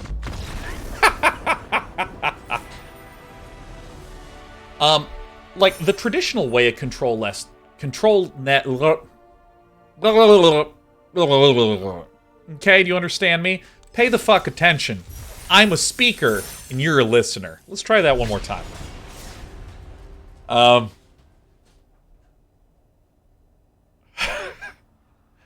Traditional control lists are preventative things. Prevent and draw and prevent and draw and prevent and draw and prevent and draw until you play one big scary thing that you then protect by preventing and drawing and preventing and drawing and preventing and drawing. We just got done playing against an Azorius list that was like... sweet as hell, man. This Azorius list ran lots of small things. And so it would get down these little tiny creatures and just be really annoying with them. Depending upon what we draw next, we might upgrade Druid Class and then go Forest. We might wait a little bit.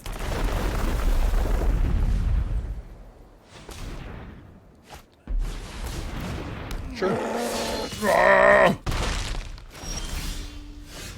I think it's absolutely correct to just level this up and try to swing for burning down the house soon. Big plays for big days. Yeah, so I think that, like, the very archetypical, traditional, I have a bunch of things and a Gristlebrand, you know, a bunch of preventative things and a Gristlebrand, a bunch of preventative things and Teferi. I think that it's you're probably not going to see a lot of that sort of stuff. Here comes Chariot, right down Chariot Lane. Ow, ow. Let's just peel land off the top, shall we? All right.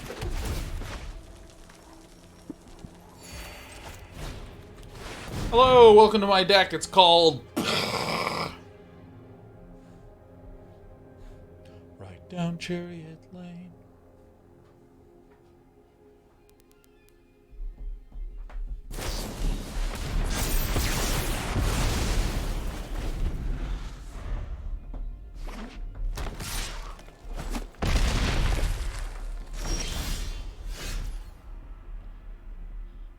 Well...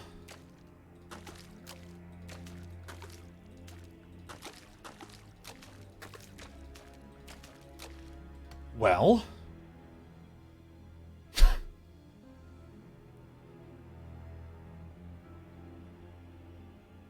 well...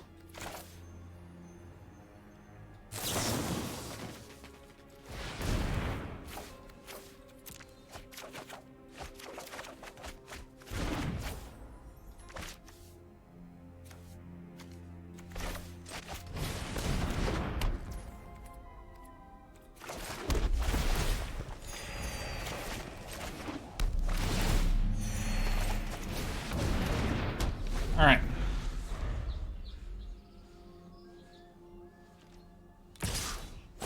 Ow. Oh.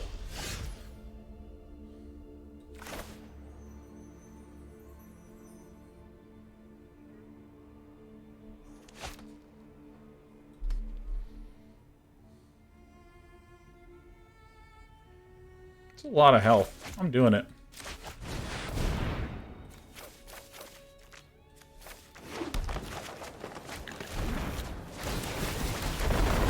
I mean, this is cool. Right? I mean, this is sweet. Alright, isn't this kind of tight?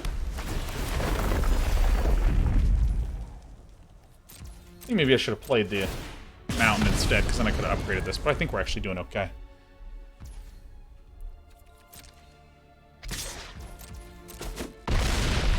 By the way, this is, to come back to a question that was asked earlier about, man, I feel sometimes like I'm just waiting for burn down the house. In some regards, yeah, because, right, you look at this and it's like, dude, if I don't get burned down the house, I'm screwed. But, like, in a different regard, I am trying to play aggressively around. Oh, yeah.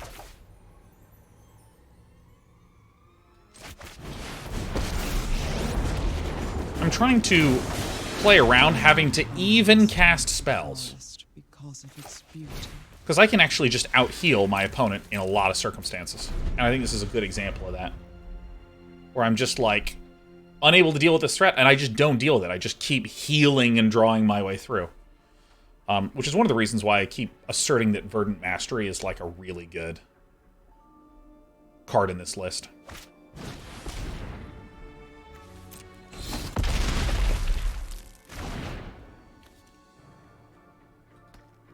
Blizzard Brawl number 2.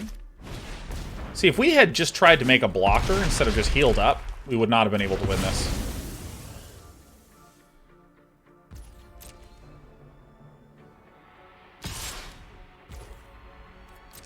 Let's block, and then let's heal, and then let's take damage anyways, because it has trample. Oh. Zoinks. Zoinks and zonks. Zomg stonks.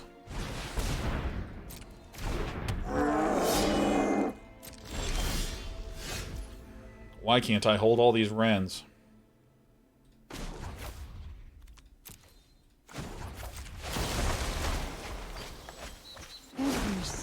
Cool. Superb. Foster much growth here. All right. Okay. Yep. Let's do this one. From root to canopy, same as our light. Doesn't actually really do anything.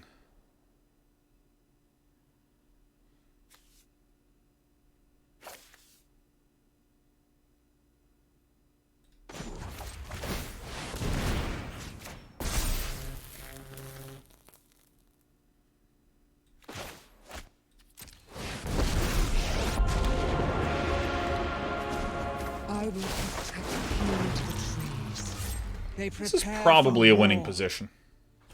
This is probably a winning position. I think it was actually winning if I just lit up the stage initially and then did upgrade. But I don't know. At some point, I just stopped counting. You know what I mean? That was a nice little match.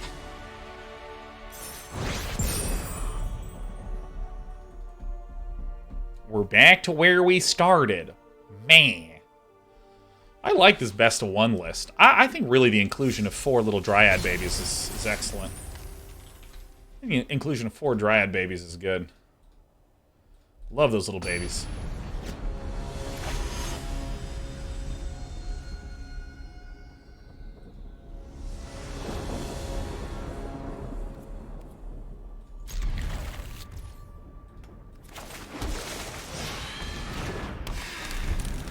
Because I actually think it's quite strong to be able to... Alright, so we see that that's a volatile fjord. So I'm actually going to send in the Dryad first. Or send in the Druid class first, because health really matters in this.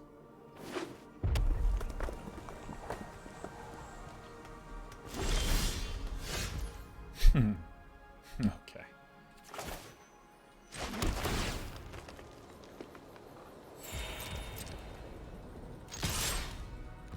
Dude, look at this. Every health matters. Bang, boom.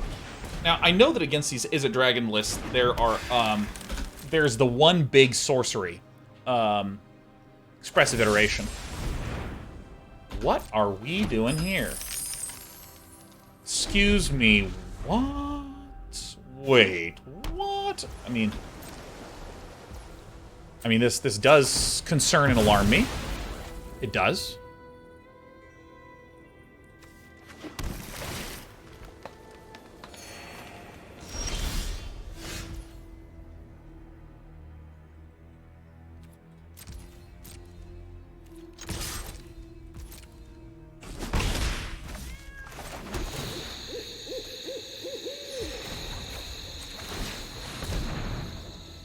I'm very confused. The typical Is It Dragons list just don't run this at all. Okay, that's fine.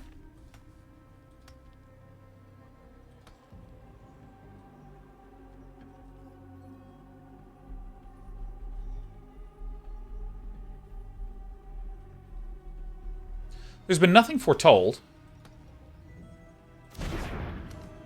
Mascot Exhibition? I mean, I will just replay this. If my opponent wants to spend removal on the Neverwinter Dryad, I think that's fine.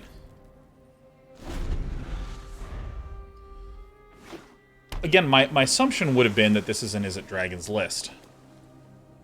So if my opponent plays a Goldspan Dragon, I'm relatively confident that I can just comfortably play Wrenn and Seven and be okay.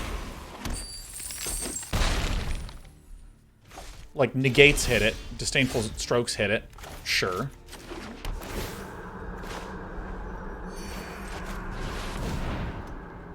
But mostly the thing that would counter this in that list... The entire forest is an army. Most of what would counter me in that list would be a, saw it coming. Sure, Frostbite's good.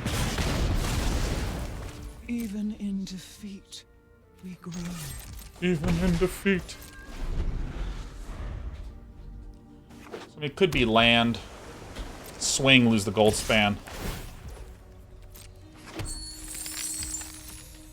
It's swing, lose Goldspan. I mean, you can Mascot Exhibition right now, but I mean, that's just not, it's just not very good. Whoa. What?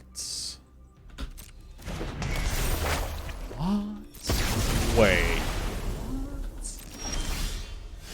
I no longer understand what the deck that we're up against is.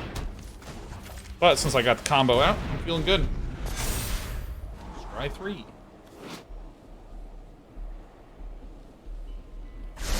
This is actually like hard control, is it, huh?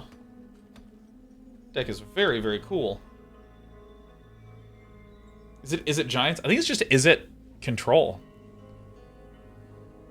Because I mean I think this just isn't a dragon. This is not a Dragons list. It isn't an Izzet Dragons, isn't it? Yeah, I think it runs Goldspan because Goldspan's just a good card. It's a Dragons list, and I'm never correct. Never. Don't ever think that I am.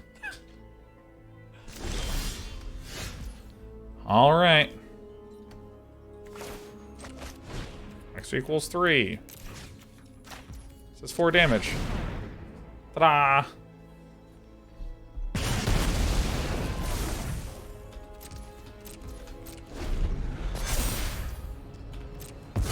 Alright, well, let's just hang out. So probably gonna Mascot Exhibition. Probably gonna Mascot. Bam. Draw 2, discard 2. I mean, I can't tell if we're winning or losing. It looks like we're winning. It certainly looks like we're winning. Sheriff the Cat, are you interested in joining us in the show? It's okay, you can sit there and think about it for a little bit. This is an Izzet control list. There's probably, like, frankly, Burn Down the Houses, Frostbites. These kinds of removal spells that are just solid.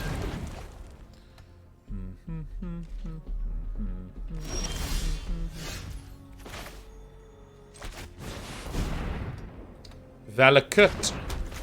Get out. Don't pout. And we're going to hang out, man. We're going to hang out with nothing in hand. Because if we pass the turn to them... well, that is not the right time to do that. Remember I said they probably have a lot of little removal things. Well, to the face with you.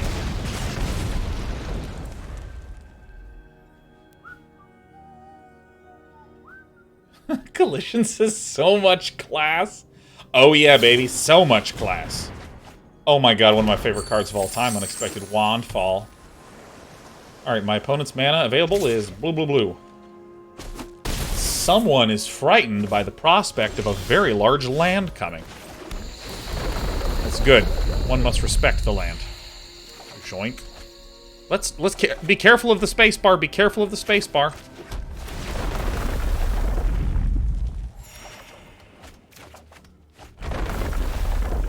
One, two, three, four, five, six. Great.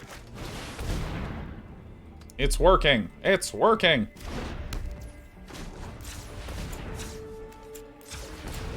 Alright, my cat's going for my water. This is a cat stream. Hello, can you see me? We will now raise the tail. Raising it up. Good, kitten. Good.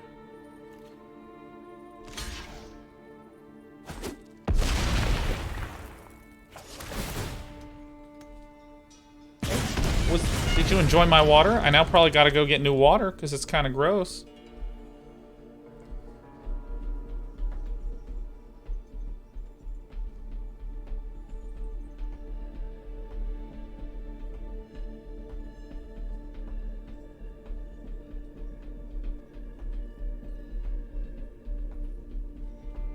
Dude, I love Druid Class. It's like my favorite damn thing, man. I love Druid Class. I mean, this deck uses every single level so much. I mean, we use the whole Buffalo, you know what I mean?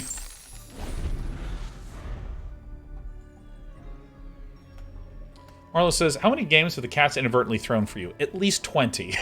Because Despy will come up and she does this thing where she, like, kind of starts doing this.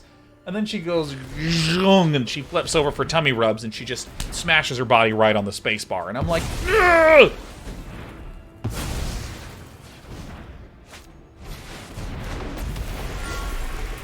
Are you sure you want to attack?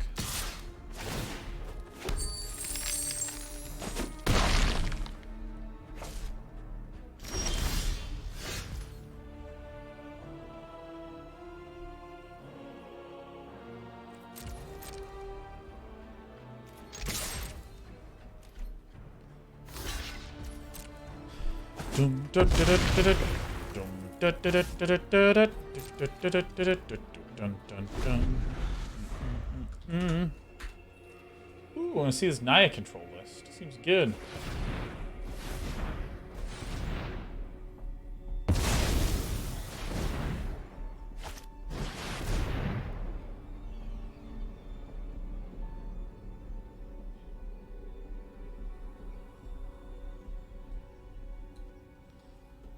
Oh. Hey, Neil. Neil. Bow. Mm.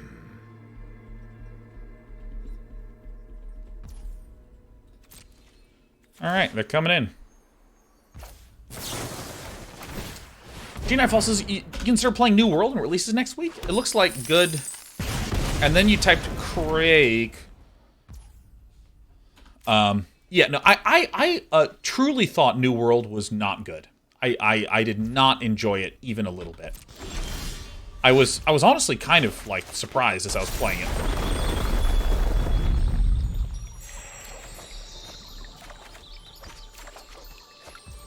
Oh. Oh, woo, look at this. Oh, that means fun in Irish. Ah. Ah, yeah, pretty crake. Pretty crake.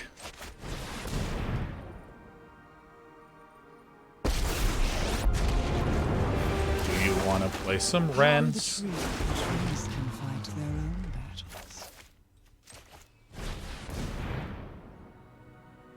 Sorry, I can't type my normal way. That's fine.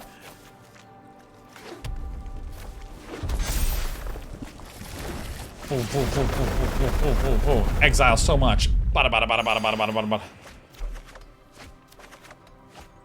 I actually thought that was going to get countered. This is great. Because now we just have... Oh, you have, like, lethal-ish? It's 9 cards in exile. But yeah, I mean, I sat down to play New World, and I mean, I found it just bland. I found, like, and this is an evaluation of games that I typically use, and I've been wrong. I've been wrong, right? Because I obviously am inexperienced with MMOs. This is the first MMO I ever spent any time in. Well, at least recently. It's the, and it's all about clans fighting against clans and big clan-on-clan conflict.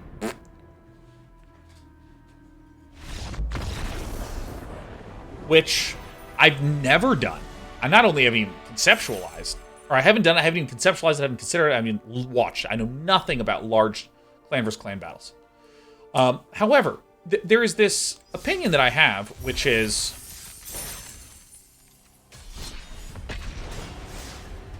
So first I'm going to state something that is not my opinion, but an observation. A lot of times when you have someone that is really deep in a game, it's easy to overlook what the start of playing that game is like. I think I send this one back because it's...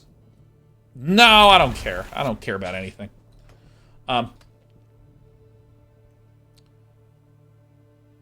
You know, when I was... Even when I was starting off on the Day 9 dailies, I was just like... Oh my gosh, I have all these ideas for cool units and how these cool units could behave that would be so sick, and I can't wait for someone to listen to my ideas. My ideas are so cool, you know? But they were all about complex things like going from the mid-game to the late game and what those kinds of stepping stone units and experiences look like, you know? It was much higher level stuff. But recently you've seen me play a lot of other RTS games, Age of Empires 2 most notably, but I was doing Iron Harvest, I was doing Tooth and Tail, I was doing Dwarfheim, I was just looking at a bunch of other RTS games. And you know what I found?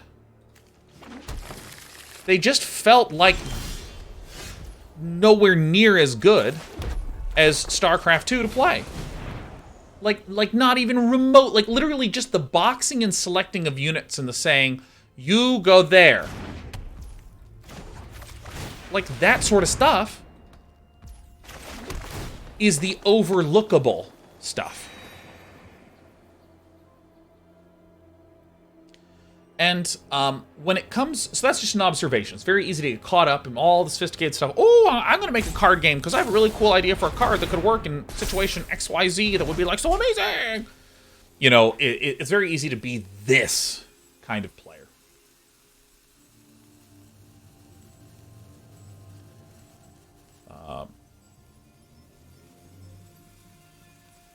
But I firmly believe that there's two things to consider if you're trying to make a game as a product. Thing one, once you get to 500 hours, what allows you to play for 500 more hours? The depth, the richness, the strategy, the sophistication, all that juicy shit. And that's great, and that's fine, and that's well, and that's good. All right? I want this to be countered.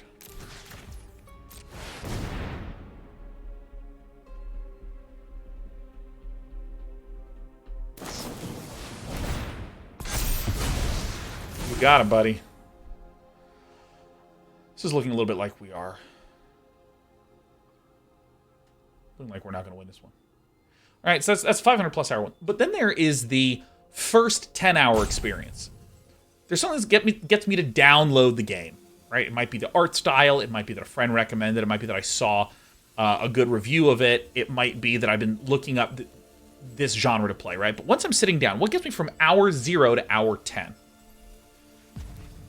And I would describe this as the toy phase of playing a game, which just makes it feel pleasurable and fun to just do stuff in. And I like looking at Tracer in Overwatch as just a fantastic example of this. Like, Tracer in Overwatch? Dude! You're like, all right, let's play this hero. And then you go blink, blink, blink. And then you go zzz, and rewind time. And the game goes, those are your basic abilities. And you're like... Oh my god, fuck yes. Right, you just have this, like, holy shit, this is amazing kind of feeling. I'm gonna play this because my opponent has showed a test of talents. The only things that counter this are Negate and Disdainful Stroke, and my opponent has not done much, which means that they don't have any of the Foretell cards. They more than likely have some of the... they don't have any of the 3-mana type counters. They probably just have removal, and etc. And we're right. 7-7 from heaven, baby.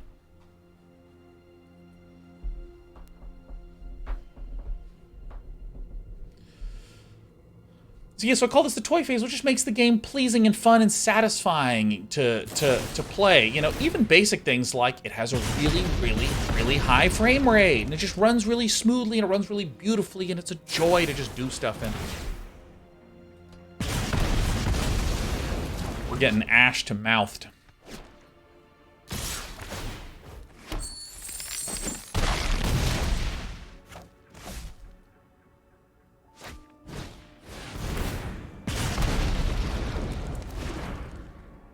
probably... so I am forced to burn down the house now. I don't actually think that this is going to be the best play. I think that our opponent has a second test of talents. My name is Day 9. If any of you need coaching, go for someone else. But again, like, what are just the actions that are really fun? Mario games feel really good to move and to jump, and the camera feels like it just tracks your character perfectly.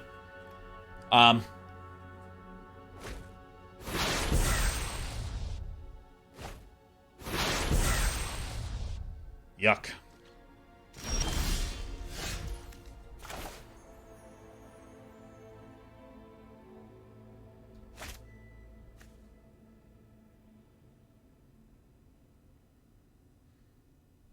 All right, this.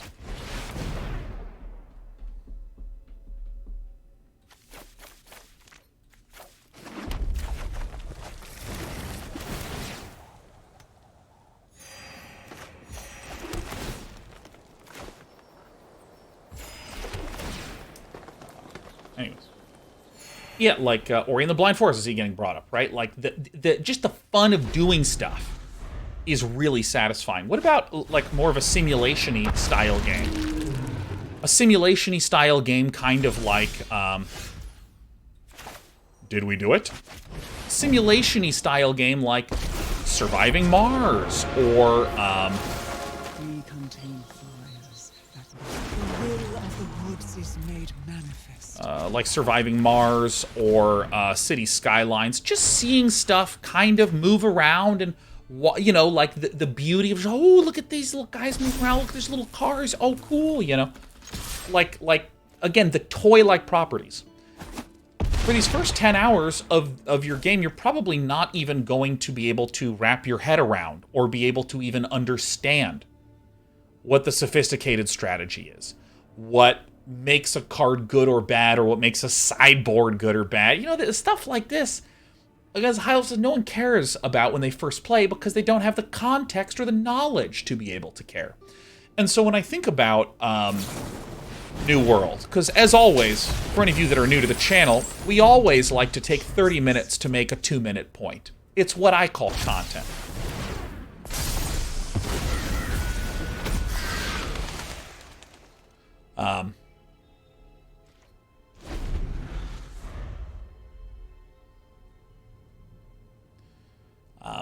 When it comes to New World, in the first few hours that I played, the combat felt not particularly punchy. It felt very dry. I was shown a lot of systems, but not a lot of content within those systems. I was shown how to craft, but didn't really have the joy of crafting and powering up myself. Didn't really get the chance to do that. There were weapon drops that could have been more powerful. I bought one weapon from one trading booth that was 10 times better than anything I saw in the entire game, so I never experienced the joy in the first 3-4 hours of finding a better weapon. So I spent like 3 or 4 hours playing New World and kind of walked away with the experience of the character progression leveling seems very boring. The combat does not feel very punchy. Doesn't feel like I had any fun with the finding new... I didn't really have any fun with the finding of new weapons, the finding of new abilities. I think Palu may have just widowed. Or maybe they had something like a Divide by Zero and thought they could bounce this for a win. Sarah the Anime Tomboy says, it's that good. Content making. Yeah! Alright, I think we won. I really think Palu probably just disconnected. No big deal. It's actually letting us finish what we're trying to say. Yeah, so I mean, with New World, I think that what's going to happen is many people will sit down to play it, and because the toy-like, satisfying, fun, punchy qualities don't immediately draw them back to hour 5, and then to hour 10, and then to hour 15, and to hour 20, I think that there will be a lot of people that struggle to ever get to the 500-hour mark, where maybe the real cool content comes out. Now, a way in which I could be quite wrong on this. My opponent is here, they'll block. If they're not here, they won't block. And if they're here and trying to debate me, I want to leave the tree ant back. Yeah. 4 and 6. 1, 2, 3, 4, 5, 6, 7, 8, 9. Oh, I actually had a better way to do this. Now, one of my friends, Sacriel, Chris, loves New World. Played the crap out of it. I mean, I think Sacriel did like 20 16-hour days in a row of New World. And was like, it's really fucking awesome. Lineup45 says the devs have lowered that time it takes drastically to get you to the first raid. Yeah. So I wanna take what you're saying, Wind Up, and sort of incorporate it into the point I was making, which is even if you can now get to raids 30 hours in, it feels challenging to get someone to 30 hours with such flat feeling, meh, sort of whatever kind of combat and progression. Now, for what it's worth, making any game is like fucking unbelievably hard.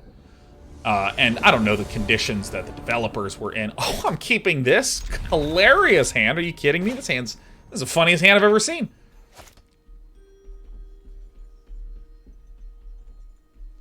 Dude, what's your class? Druid.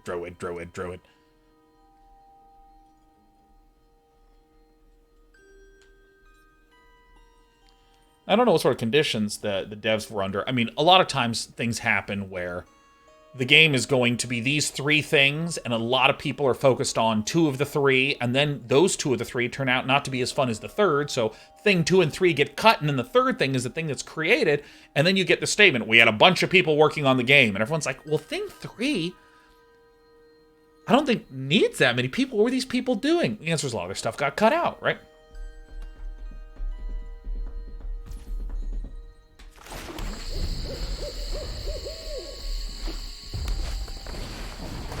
Oh, yes, please. Who's ready to laugh? I don't know. Oh, fuck yeah, man. This is the best opening hand I've ever seen. Yeah! Oh, my God. Oh, yeah. All right. Come on, Binister. I mean, we'll probably actually lose this one, but I mean, this is... Come on. I mean, come on.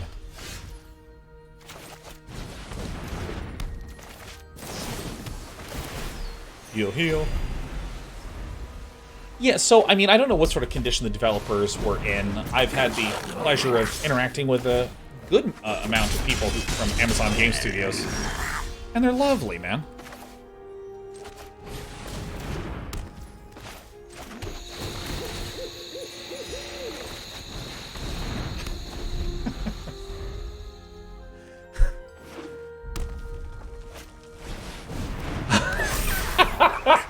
You know what we should do? We should draw, burn down the house.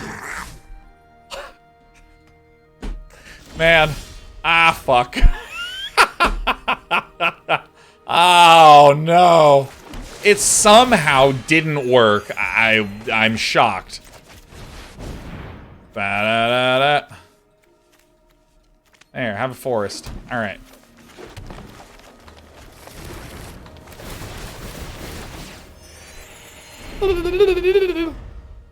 One, 2, 3, 4, 5, 6, 7, 8, 9, 10, 11, 12, 13, 14, 15. Yeah. Villain already has haste. Okay, fuck.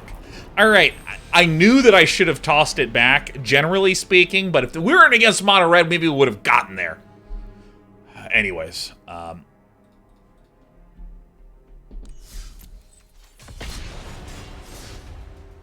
man, but yeah, I don't want to try to be like, these devs are bad, or any of this sort of nonsense, because there's often lots of other reasons why things are going on. But now that's a reasonable hand, huh? But yeah. Hey, man.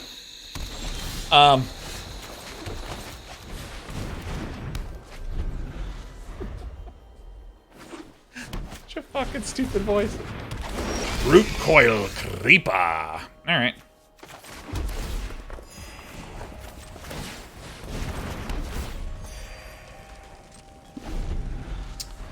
But, I mean, I sort of have a reaction to New World that feels a bit like, oh, this is less of a game and more a whole bunch of features.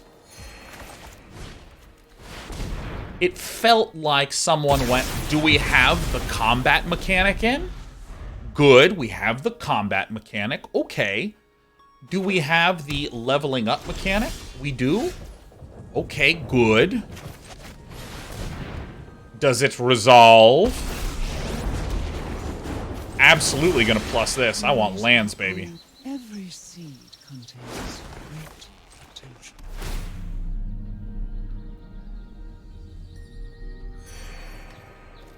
This list does not have a lot of good ways to deal with this on the battlefield.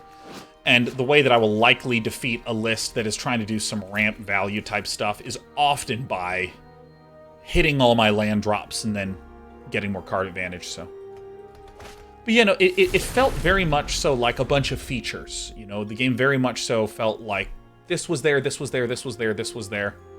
Yeah, I agree. The UI was very, very clean.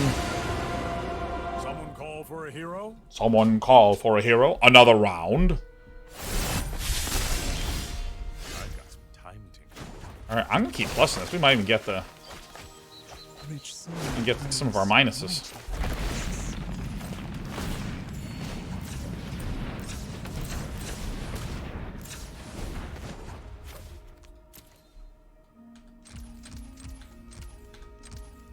My opponent could have the thing that kills off. That's like the kill a thing its controller investigates. Alright.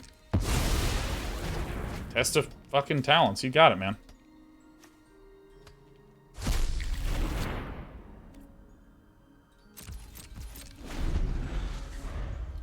Yeah, I mean, the UI was really nice. It was very cleaned up. There was not a lot of distractions. I don't know. When I played it again, I just kind of had this feeling of like, all right, you know, what permanents do we get? We get this, that.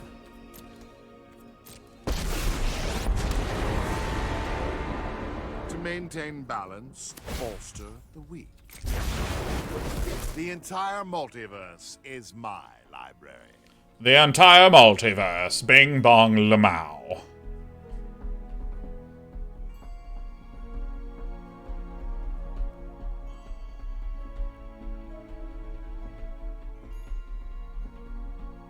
Yeah, I mean, I think Destiny is like a really funny example to point to be like, yeah, you can make something kind of freaking weird looking. I'm trying to bullies. Give me a moment. Or a few. Okay, so we can actually kill this. All right.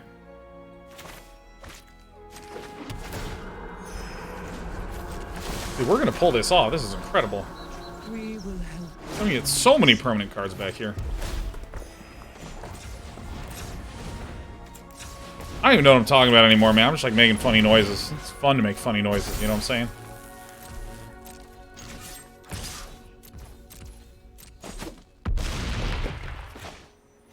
You're a fool if you think I'll stay.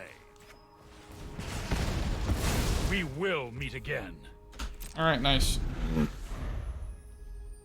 Yeah, Destiny's like a funny example because, like, you know, I remember when Destiny 2 came out, there were a lot of people that were just like, oh, fuck, I can't wait to play the single-player campaign of this fucking video game. You know what I mean? They were all about that shit. They were so excited. And then it's like Peter Dinklage is headlining. And I still remember my friend linking me a clip of Peter Dinklage being like, my God, these caves could stretch for miles, and you just go in, and you go out, and then that's that. By the way, does everyone see the lethal? Now, if I actually hit QQ, do we have enough land? I don't even look. Okay, 6 and 4 is 10, and we have to spend 1, so this is actually not enough. But if what we do is we do this, and this, and this, and this, and this, and this, and this, and then we shoot like this. This is 4 and 1 and 1 is 6. 1, 2, 3, 4, 5, 6. So we can shoot this, right? And then, because I can flash this back, I can do X equals 9 for my Planeswalker. I'll do X equals 8. So I'll shoot and then remove 8 loyalty counters from here. As a fun way to win. Hokuo was trying to make a cool, fun list, but we're not going to allow that. No fun on my ladder. Not a chance. But yeah, like Destiny had, from what I understand, kind of like a... Destiny 2 had kind of a clumsy, funny set of content problems. Now, someone who plays Destiny 2 more than me can, like, point to it, you know. But, like, the thing that I always hear from Destiny 2 players, and I have many friends that are Destiny 2 lifers, man. Like, the game's aiming and shooting and moving around feels amazing, right? I mean, all I ever hear people say is just like, oh yeah, it has a bunch of real problem parts. It's just, I don't know, it kind of sucks sometimes. You know, it kind of really frustrates a lot of the community. Yeah, game's fucking awesome. Like, all right, someone's doing Warlocks versus Druids.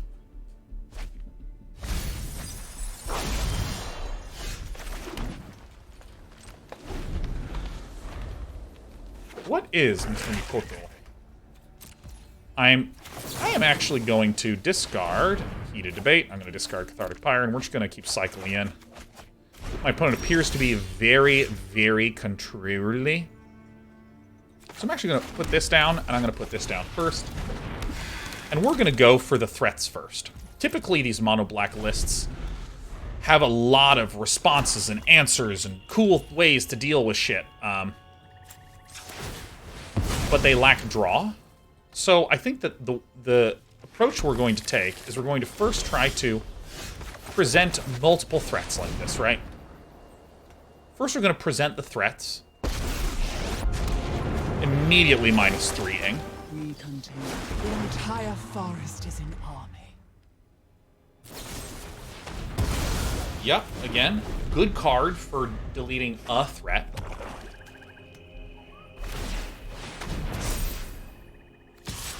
But these lists traditionally struggle with long-term card draw and N for ones. All right, let's do this.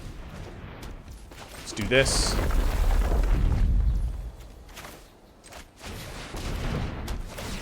All right. And now we're just going to drown Mr. Mikoto in card value, even if they are some sort of, like, discard-heavy, discard-focused kind of deck. Alright, I can light up the knight and pick that off. And look at that. Doing some damage. We're both trying to kill him. Draw. Draw.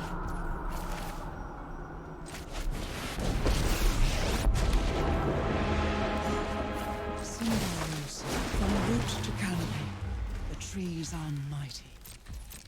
The trees are mighty.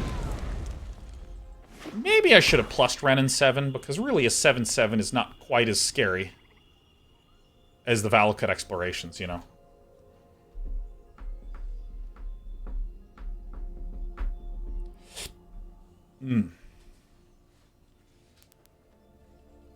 But yeah, so coming all the way back to New World, I think that if the movement combat was like fucking unbelievable, you know? Spiders! Nah. In exchange for loyalty. Definitely. +1 first. Power grows with tender. See if we can get a Druid Class, really just start ending this.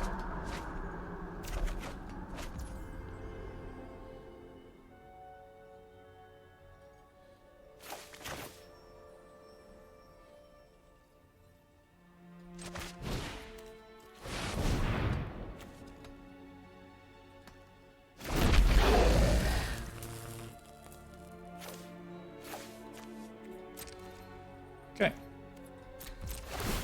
I think with Evolving Wilds, I haven't IBB. Might be a good one to have like 1 or 2 of.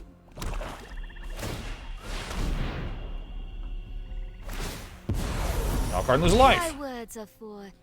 Oh my god, my camera died. Alright, hold on. Stay here.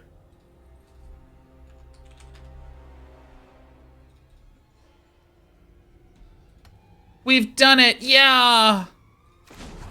Give me lands or give me death. Nice. Every seed contains great. Alright.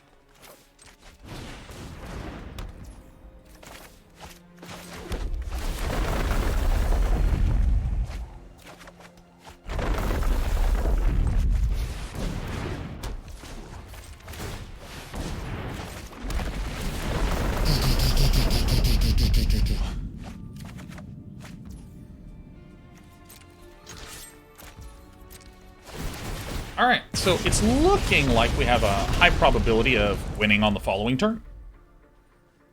Valakut Overload. Scourge of the Skycliff. My children will take care of Player loses half their life. What just happened?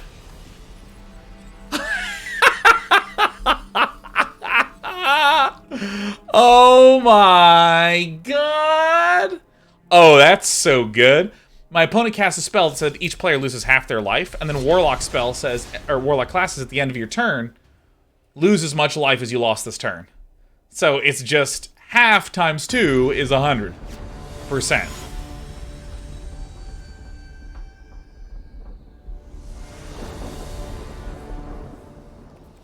I'm enjoying playing best of ones right now. This is fun. I gotta stop talking about New World, but no, I'm not gonna be playing New World. I'm going to be observing it from afar and seeing if it starts to be fun. Because again, big way in which I could be wrong is that Sacriel really enjoyed the crap out of that game. Juval says, when are you gonna get a VTuber filter for streaming? I don't know, I'm not that into the idea of a VTuber.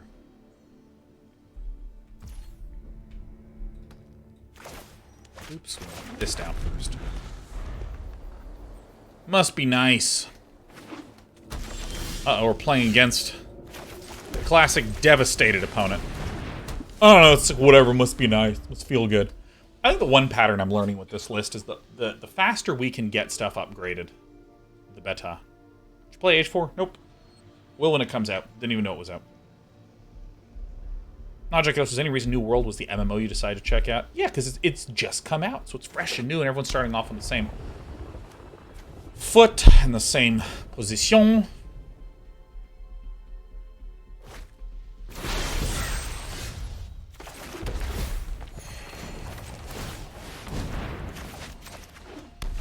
You know, it's like, yeah, it seems like it could be really fun.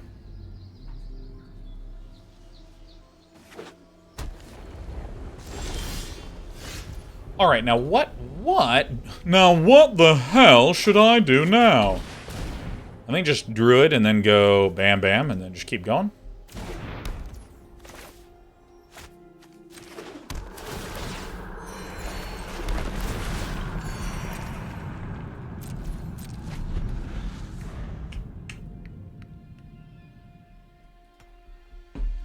But yeah, I mean, like, hopping into a World of Warcraft, or a Final... Like, if I was to play an MMO, it would be Final Fantasy 14.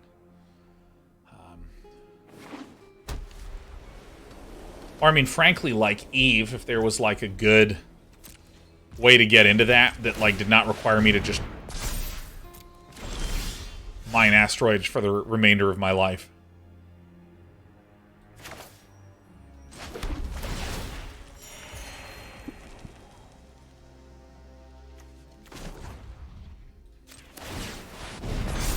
I am going to swing with this guy. If my opponent wants to spend some of those white removal spells killing the Crawling Barrens, it's fine by me.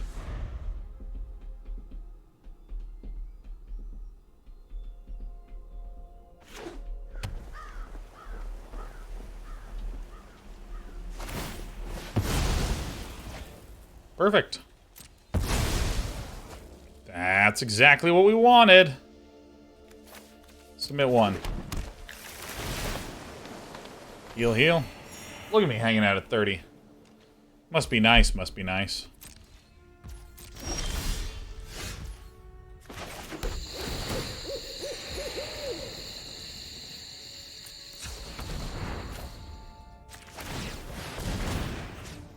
Here comes the mountain. Oh my god, you love to see it. What are you, Doomscar here? I'll just upgrade the other one, man.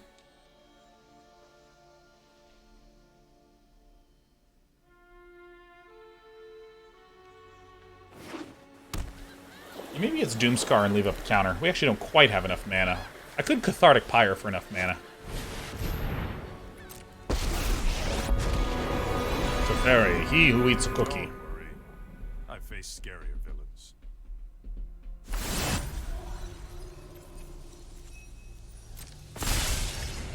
I've got some time tinkering to do. I've got Nice.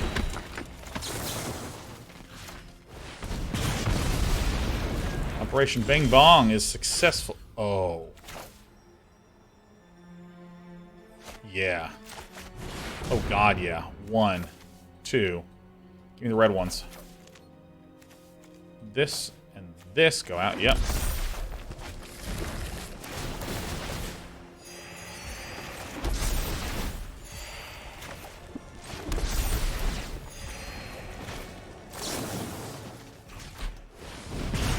You know, I actually think I just go to the face here. We have a lot of ways to just deal like a pinch of damage. So, I mean, this is an acceptable play. Jennifer says, what's your best Irish accent? Go on, show us. You would love to see that, wouldn't you? I bet you think I can't do an Irish accent. You know? I bet you can't. Maybe I'll sneak it up on you sometime in the next few hours.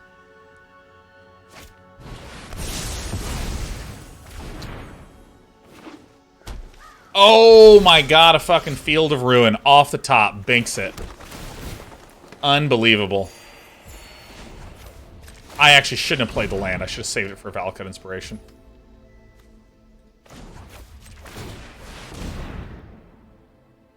Oh wait, this is a Field of Ruin. Who am I kidding? Sorry, Field of Ruins can only hit basic lands.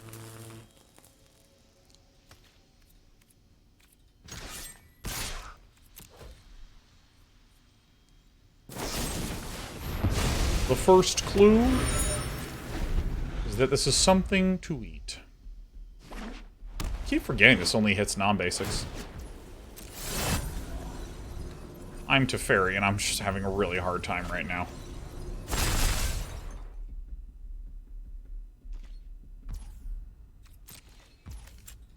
Alright, let's go clues. Let's go clues.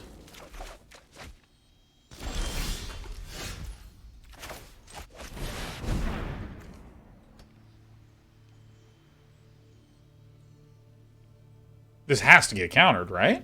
Right?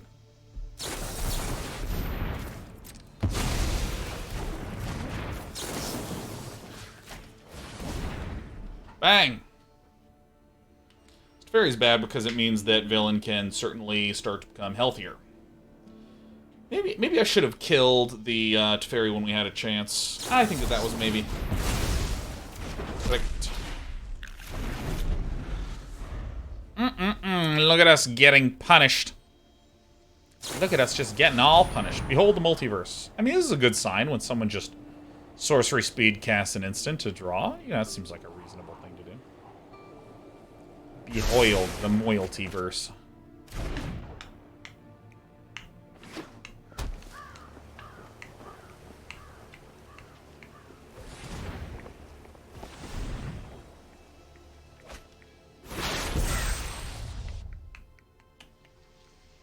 I think we're doomed. I think we lost. I think we lost. And I some think time only flows in one direction.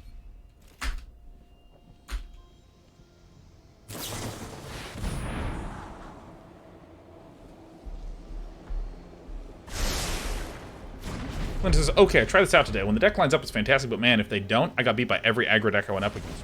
Really? That surprises me. Try to leverage life gain and ramping over casting removal early on. It's a fun list to pilot, for sure. If we draw another land here, I might just give up. I'm just going to call it. Not a 0% chance. But hey, look, we're back where we started the day. I think it's probably high time that we just fired back into best of 3. Traditional standard ranked with Lando Calrissian. Now, even if this deck has exactly a 50% win rate, you must know a random walk eventually hits every point on the integer line.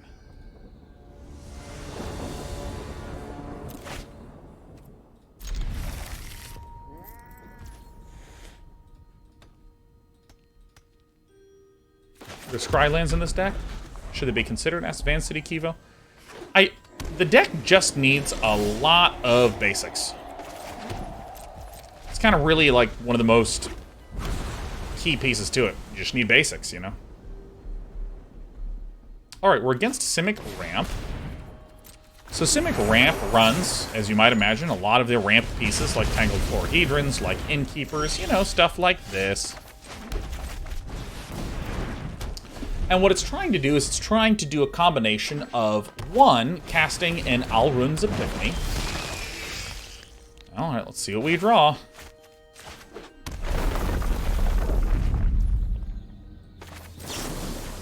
To cast like an Alrund's Epiphany to get extra turns. That's one of the moments of victory for the deck.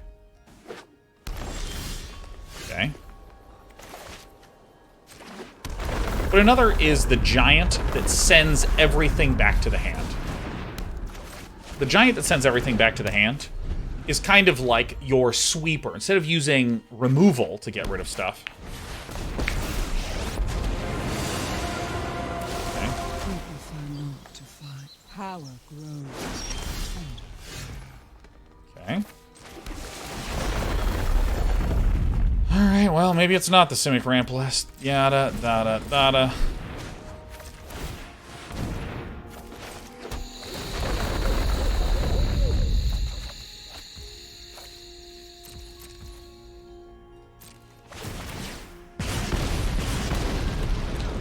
One, two, three, four, five, six, seven. We're getting close to being able to Kazuul's Fury someone to death, which is pretty cool. Sure. What a nice little list. Okay, this is clearly this is Simic Ramp, but this is a different set of ramp payoffs. Okie dokie. The land lends us its power. Alright, if we draw untapped land, we win.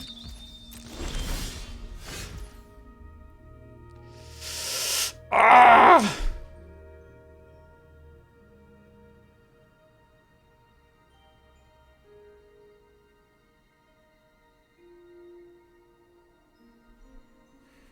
Alright, whatever.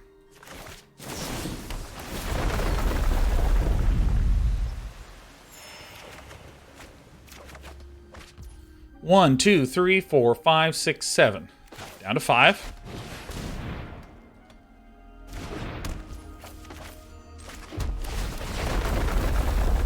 Okay.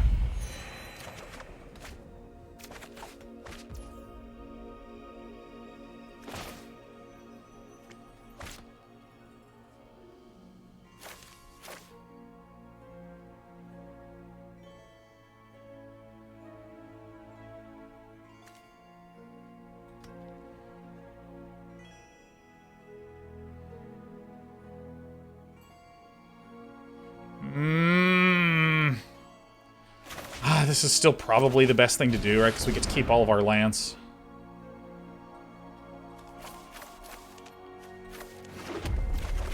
And it's still probably the best one. We get to keep all the lands on the battlefield.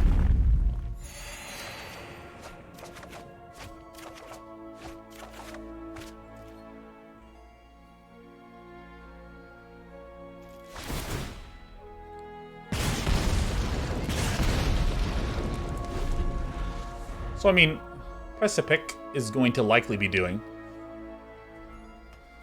Storm the Festival. I didn't realize from what location.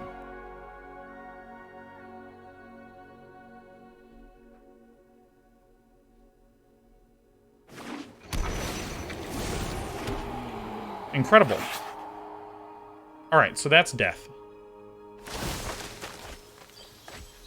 We can foster much growth. My god, look at this ramp, man.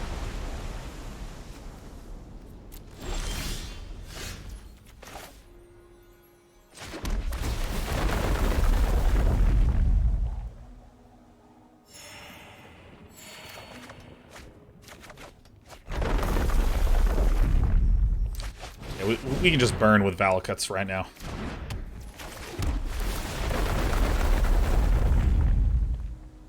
I don't think there's any life gain that Villain could cast here.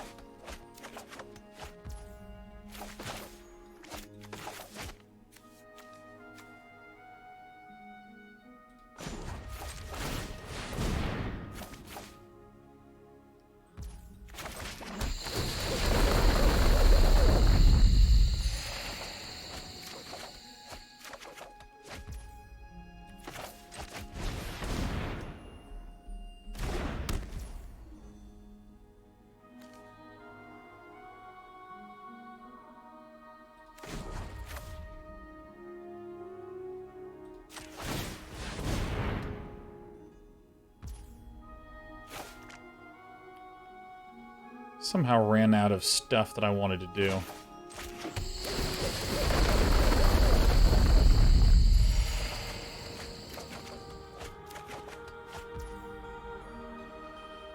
Okay, so this probably lets it happen, maybe? I have enough basics in the deck.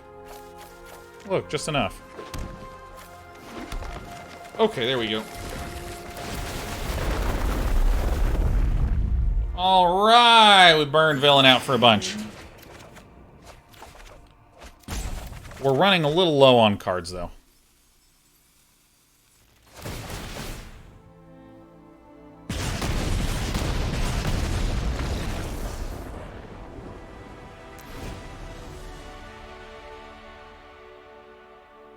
I certainly run Burning Hands.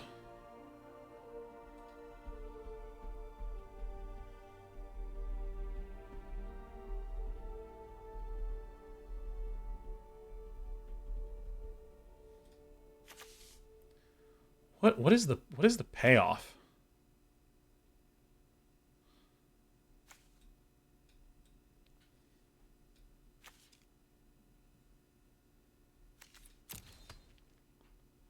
I mean, guess it's the Wrenn and the Chariot or some shit.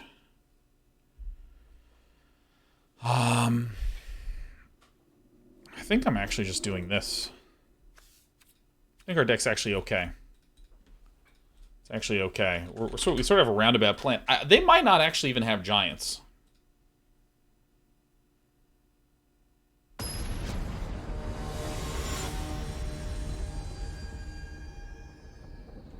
Might not even have giants. Might just be a Simic ramp.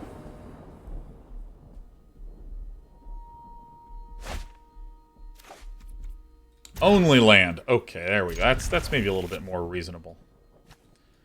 I probably want this one a little less.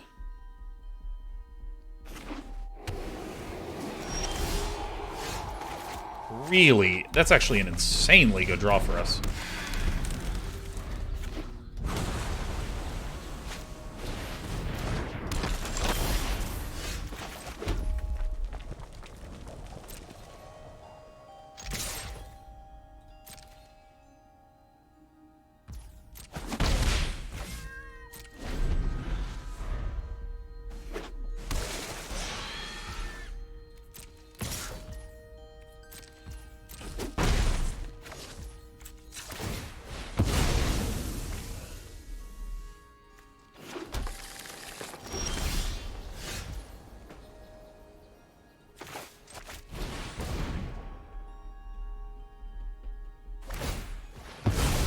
Superb. The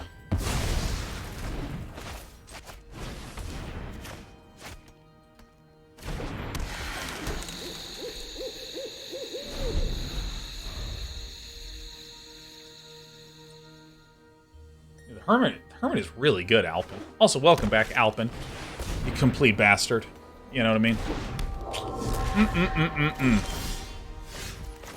Well, this all worked out.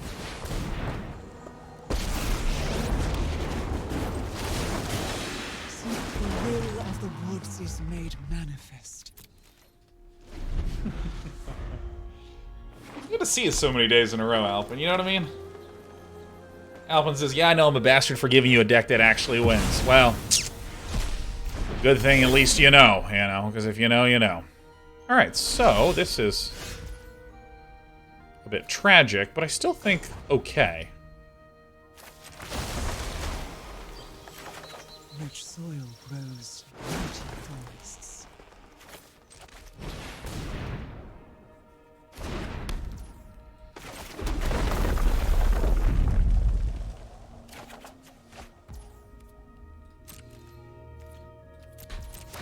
This doesn't have trample, by the way.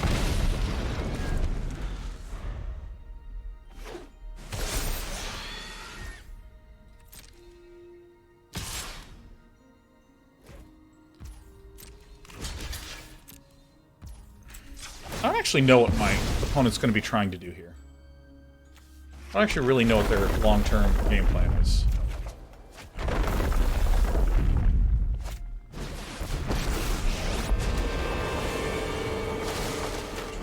Trees can fight their own battles. 1, 2, 3, 4, 5, 6, 7.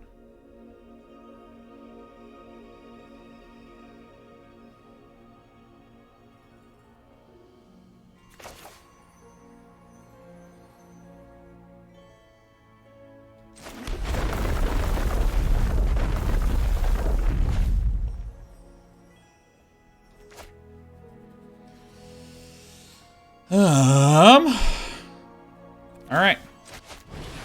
This is what I see.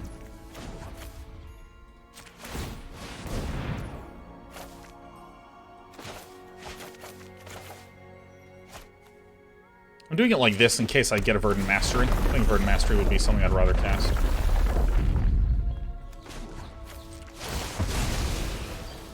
The entire forest is an army.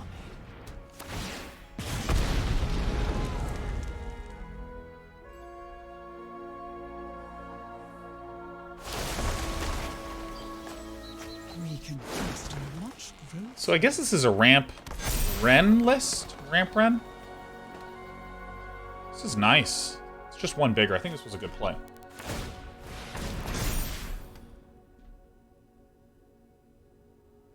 What? Oh, I see. You're trying to just end the game.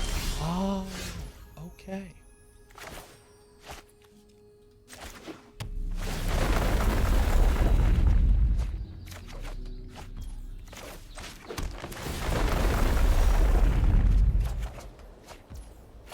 Burning Hands is really good here. So I think I'll... Definitely going to cast this. Let's just go ahead and do that now. Alright, seems acceptable.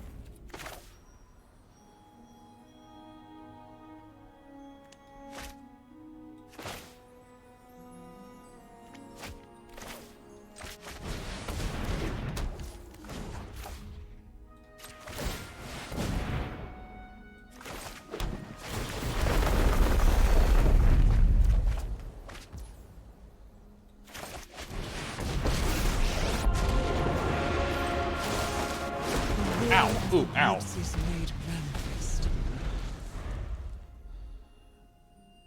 There's a chance that maybe I actually had lethal, but on the swing back? Ooh, I think I maybe messed that one up. I think I maybe messed that one up. The entire forest is an army.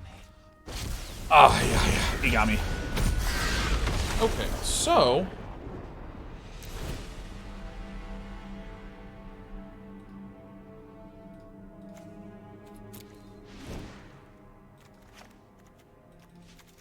we're just gonna do this. Ooh, maybe these would actually be quite good in there, huh?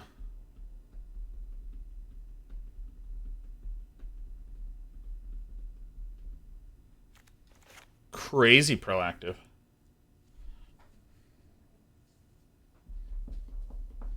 Jaycon says, I saved up my points for weeks just so I could say hi. Hey, Jaycon07, welcome to our little corner of the internet, my friend. We're trying hard. We're trying hard, but we are basically kind of breaking even. But as it seems, I've been pretty good about winning in best of one.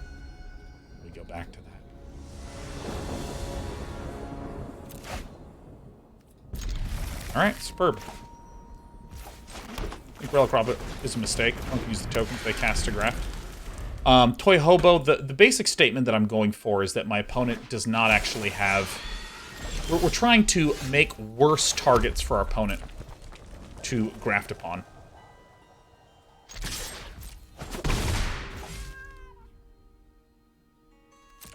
I don't gonna make worse targets for our opponent to grab upon. Make a bunch of Relic Robbers. Be more aggressive, because I think that my opponent has removed a lot of low end and has put in a lot more reactive thingies. Hey, Noasi gifted JCon07. Welcome, JCon07. Good to see you. Good to see you joining fellow beans, you know. Oh, an Outland Liberator. Well, that, you know, that fucking totally sucks. It is, though.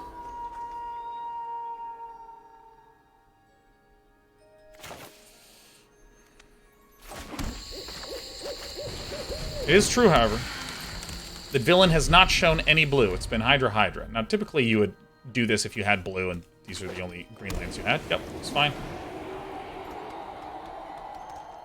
Outland Liberator does kind of stink. Oh, I didn't block. Alright. Easy now, Day 9. Easy now.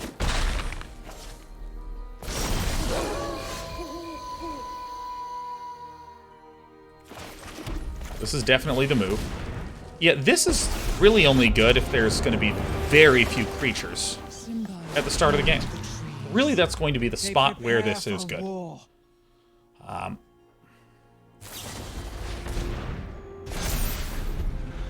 And I think that my opponent has too many creatures at this point in time. So I think that that's probably going to be what owns us. Yeah, I think that this one has been so good. We are wilting. Yeah. Yep, this is bad. Ay. Oh, yeah, that meow. Yeah, it's this little guy over here. Well, looks like we're going to eat shit here. Yeah, this is going to be just a very swift, painful death.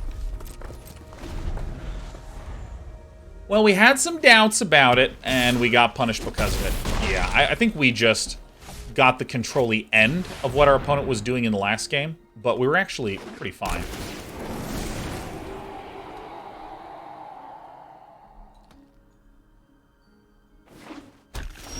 And I just cut the storm the houses, or burn the house downs. Yeah, I think my original plan was fine. I just should have left the burn the houses and burn the house downs in. Well, that stinks. You hate to see it. You hate to see it. Yeah, because we put in the Relic Robbers as answers to control lists, and they've been fantastic. They've been excellent in that situation. Then we started to find that they were really good against the Izzet lists as well, because Izzet typically plays control-y for a few turns before turning it on to being like a proper tempo list.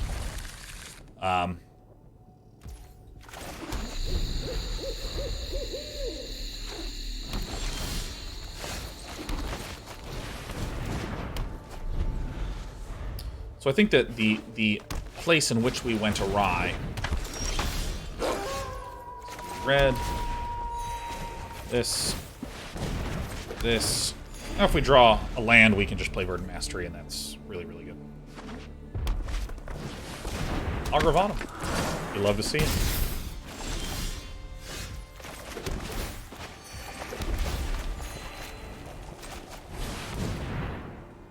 Red.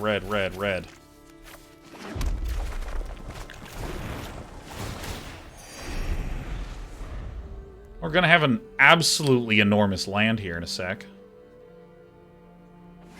Yeah, but that Relic Robber has been so good against such an increasing variety of decks. I was like, hey, maybe this would be a good time to try this out. And I think that I have makey a mistakey. All right, so let's go ahead and start Valakutting.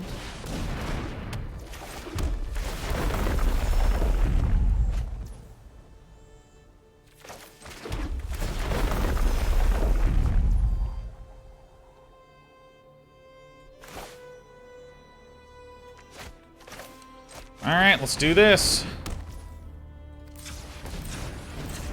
Is that right? It is not. One land off, but that's fine. We're gonna do this.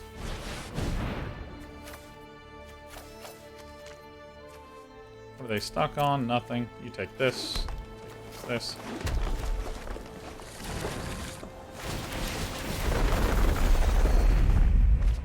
Hey, burn the house down. Alright. 7, 4, and 1, so this is 12 land, 13, 14. Villain swings, they die on the swing back. Because we need 3 and 5, that's 8. 8 and 5 is 13. So we need to be able to... Yep, no, that's good. That'll do it. Okay, what now, machine? What now?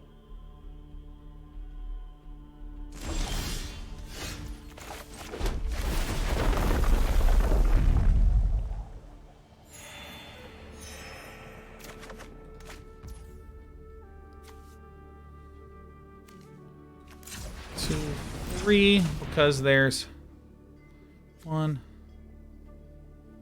See.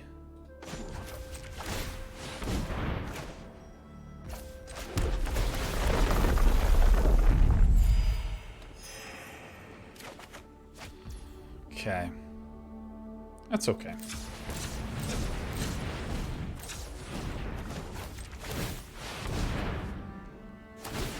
Let's do this one. See, I'm off by 1.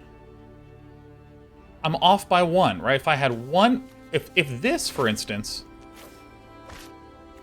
If this was a mana, for instance, we would have been okay. Well, actually, no. If I do this, then that's 15, and then these 2 deal 2 damage. Okay, never mind. We win. I was right. I did count it correctly.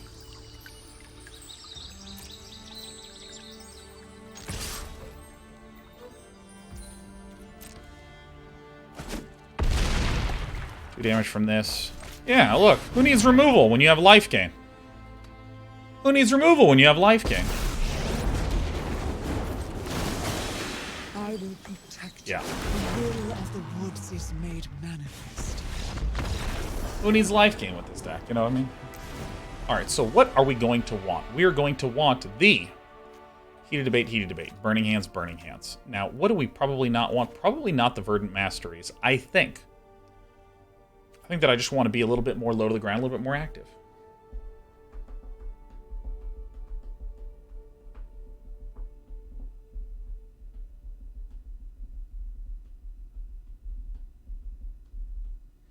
I know Tangletrap for Goldspan. Because Tangletrap would be good against only Goldspan. And so we have 4 Heated Debates, and I think that's okay.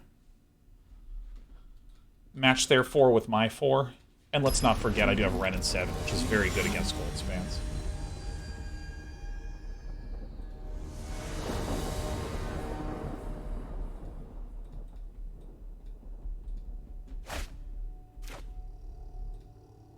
Alright, let's hang on to it. Which one does this make sense? Well, call me out if you find ways in which I don't, because... You know, this is the best part about being live. We're crowdsourcing at all times. Now, we're at all points in time 3 best of 3s away, you know? Ah, yes, the downside of running 30 land. Sometimes you draw them. Now, these are actually fine. These are fine cards. These are ramp cards.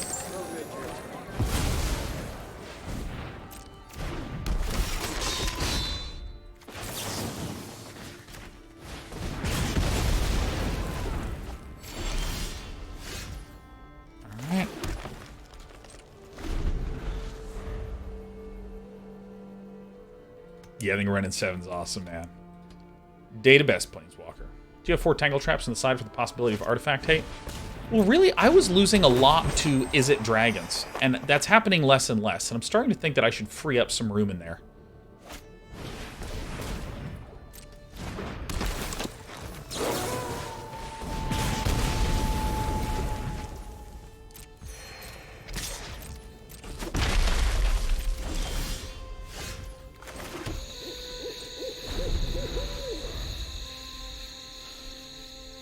Hey, have a good day. She took a mint.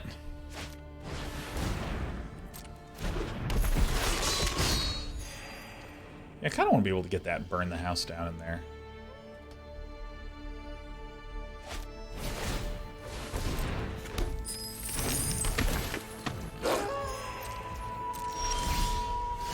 Yeah, I mean, we are coming up on the point where if we draw any threat, we just smash it down, and that's really good. perhaps we can avoid violence. God, Burning Hands. What a god tier suggestion. Thank you again, Burning Hands.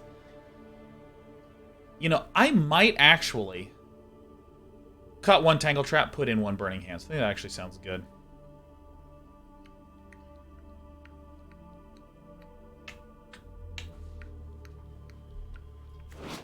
So there's enough mana here to upgrade this, yeah.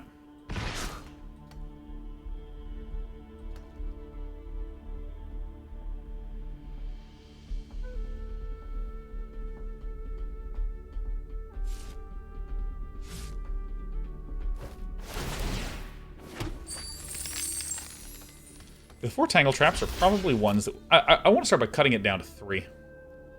Oh, look at that. They created some more stuff and I wasn't paying attention. Sure. We fucked up.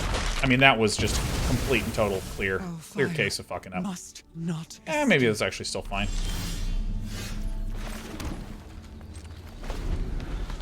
We can make 4/4. That's pretty good.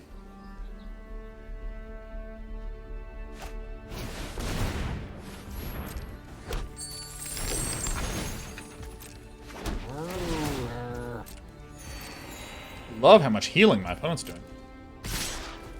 Alright, great.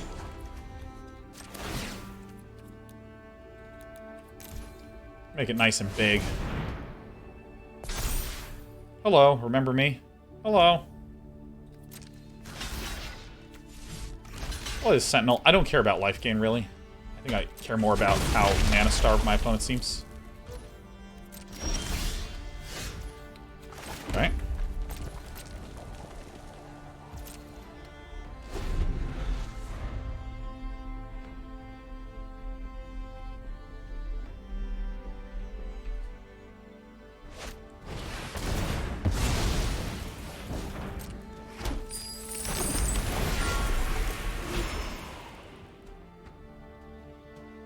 Is there a deck Eska's Chariot isn't good in? Ours. I think it is not good in our deck.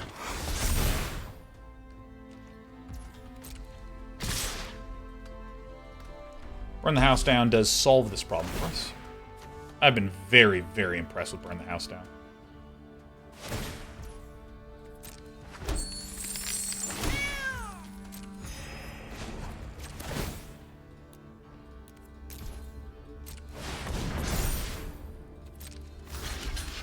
You see, Eska's Chariot feels very strong when you're the one doing damage with creatures, and you're, like, aggressing, and it allows you to get your board swept.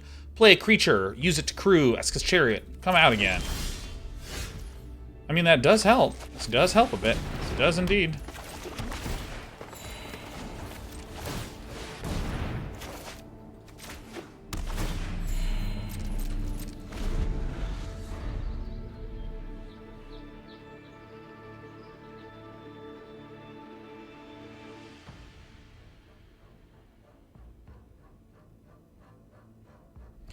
Yeah, I think I can cut a Tangletrap. I think maybe I still do want to burn down the house. I think burn down the house is just really, like a really nice cost.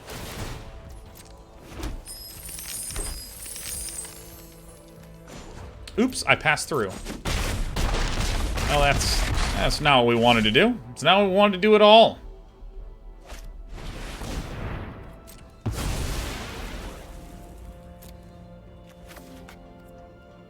Wait, if land was... Oh, it's just land. You get to look for one. Okay. It's a thin tech. Alright. So, we definitely were land flooded.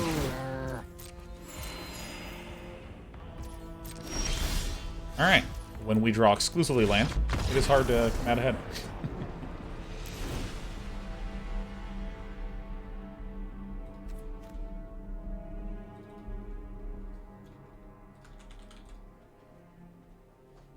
I might go back to best of one because my concentration levels are getting a little low.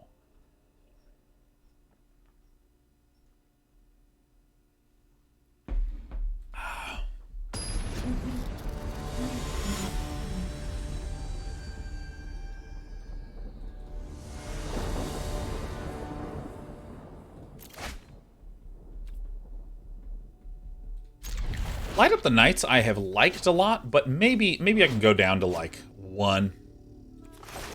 something like this. This is an excellent run out, though. Flood usually beats Screw. Oh, it's too true. Random suggestion, Crackle with Power. Might be better than Light Up the Night. Might be better.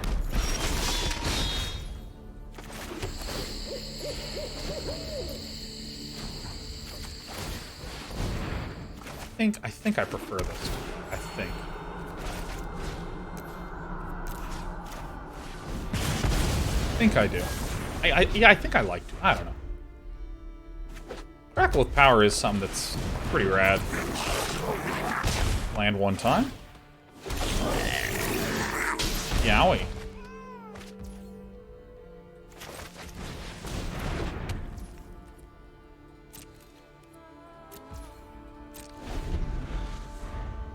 See what my opponent does here.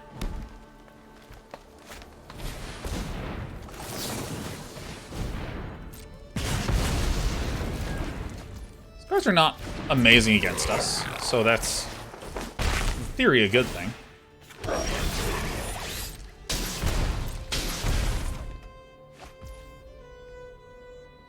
Alright.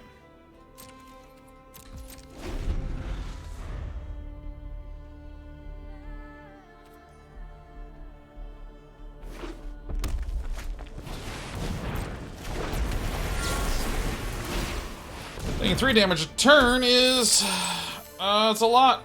I have a lot of land, but we also have a lot of spells, so we're keeping our little fingers crossed here. Bam, bam, bam. Okay. Alright, I mean this is so painful, man. Fuck. Well, we haven't really had one of these that feels bad like this in a while.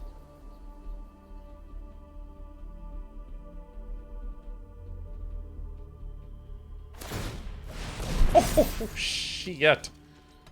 All right, we're gonna take a little restroom break. We're gonna take a little restroom break because, and we are dead. All right, drawing too much land and not drawing any land. It's bad. You hate to see it. You hate to see it.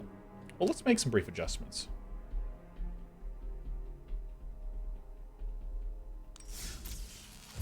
All right, let's. Hello. I think cutting one of these seems sensible, and adding in one of these. I think I like that. I think I like that. We used to have 4 burn down the house on the side, and it was extremely helpful. Extremely.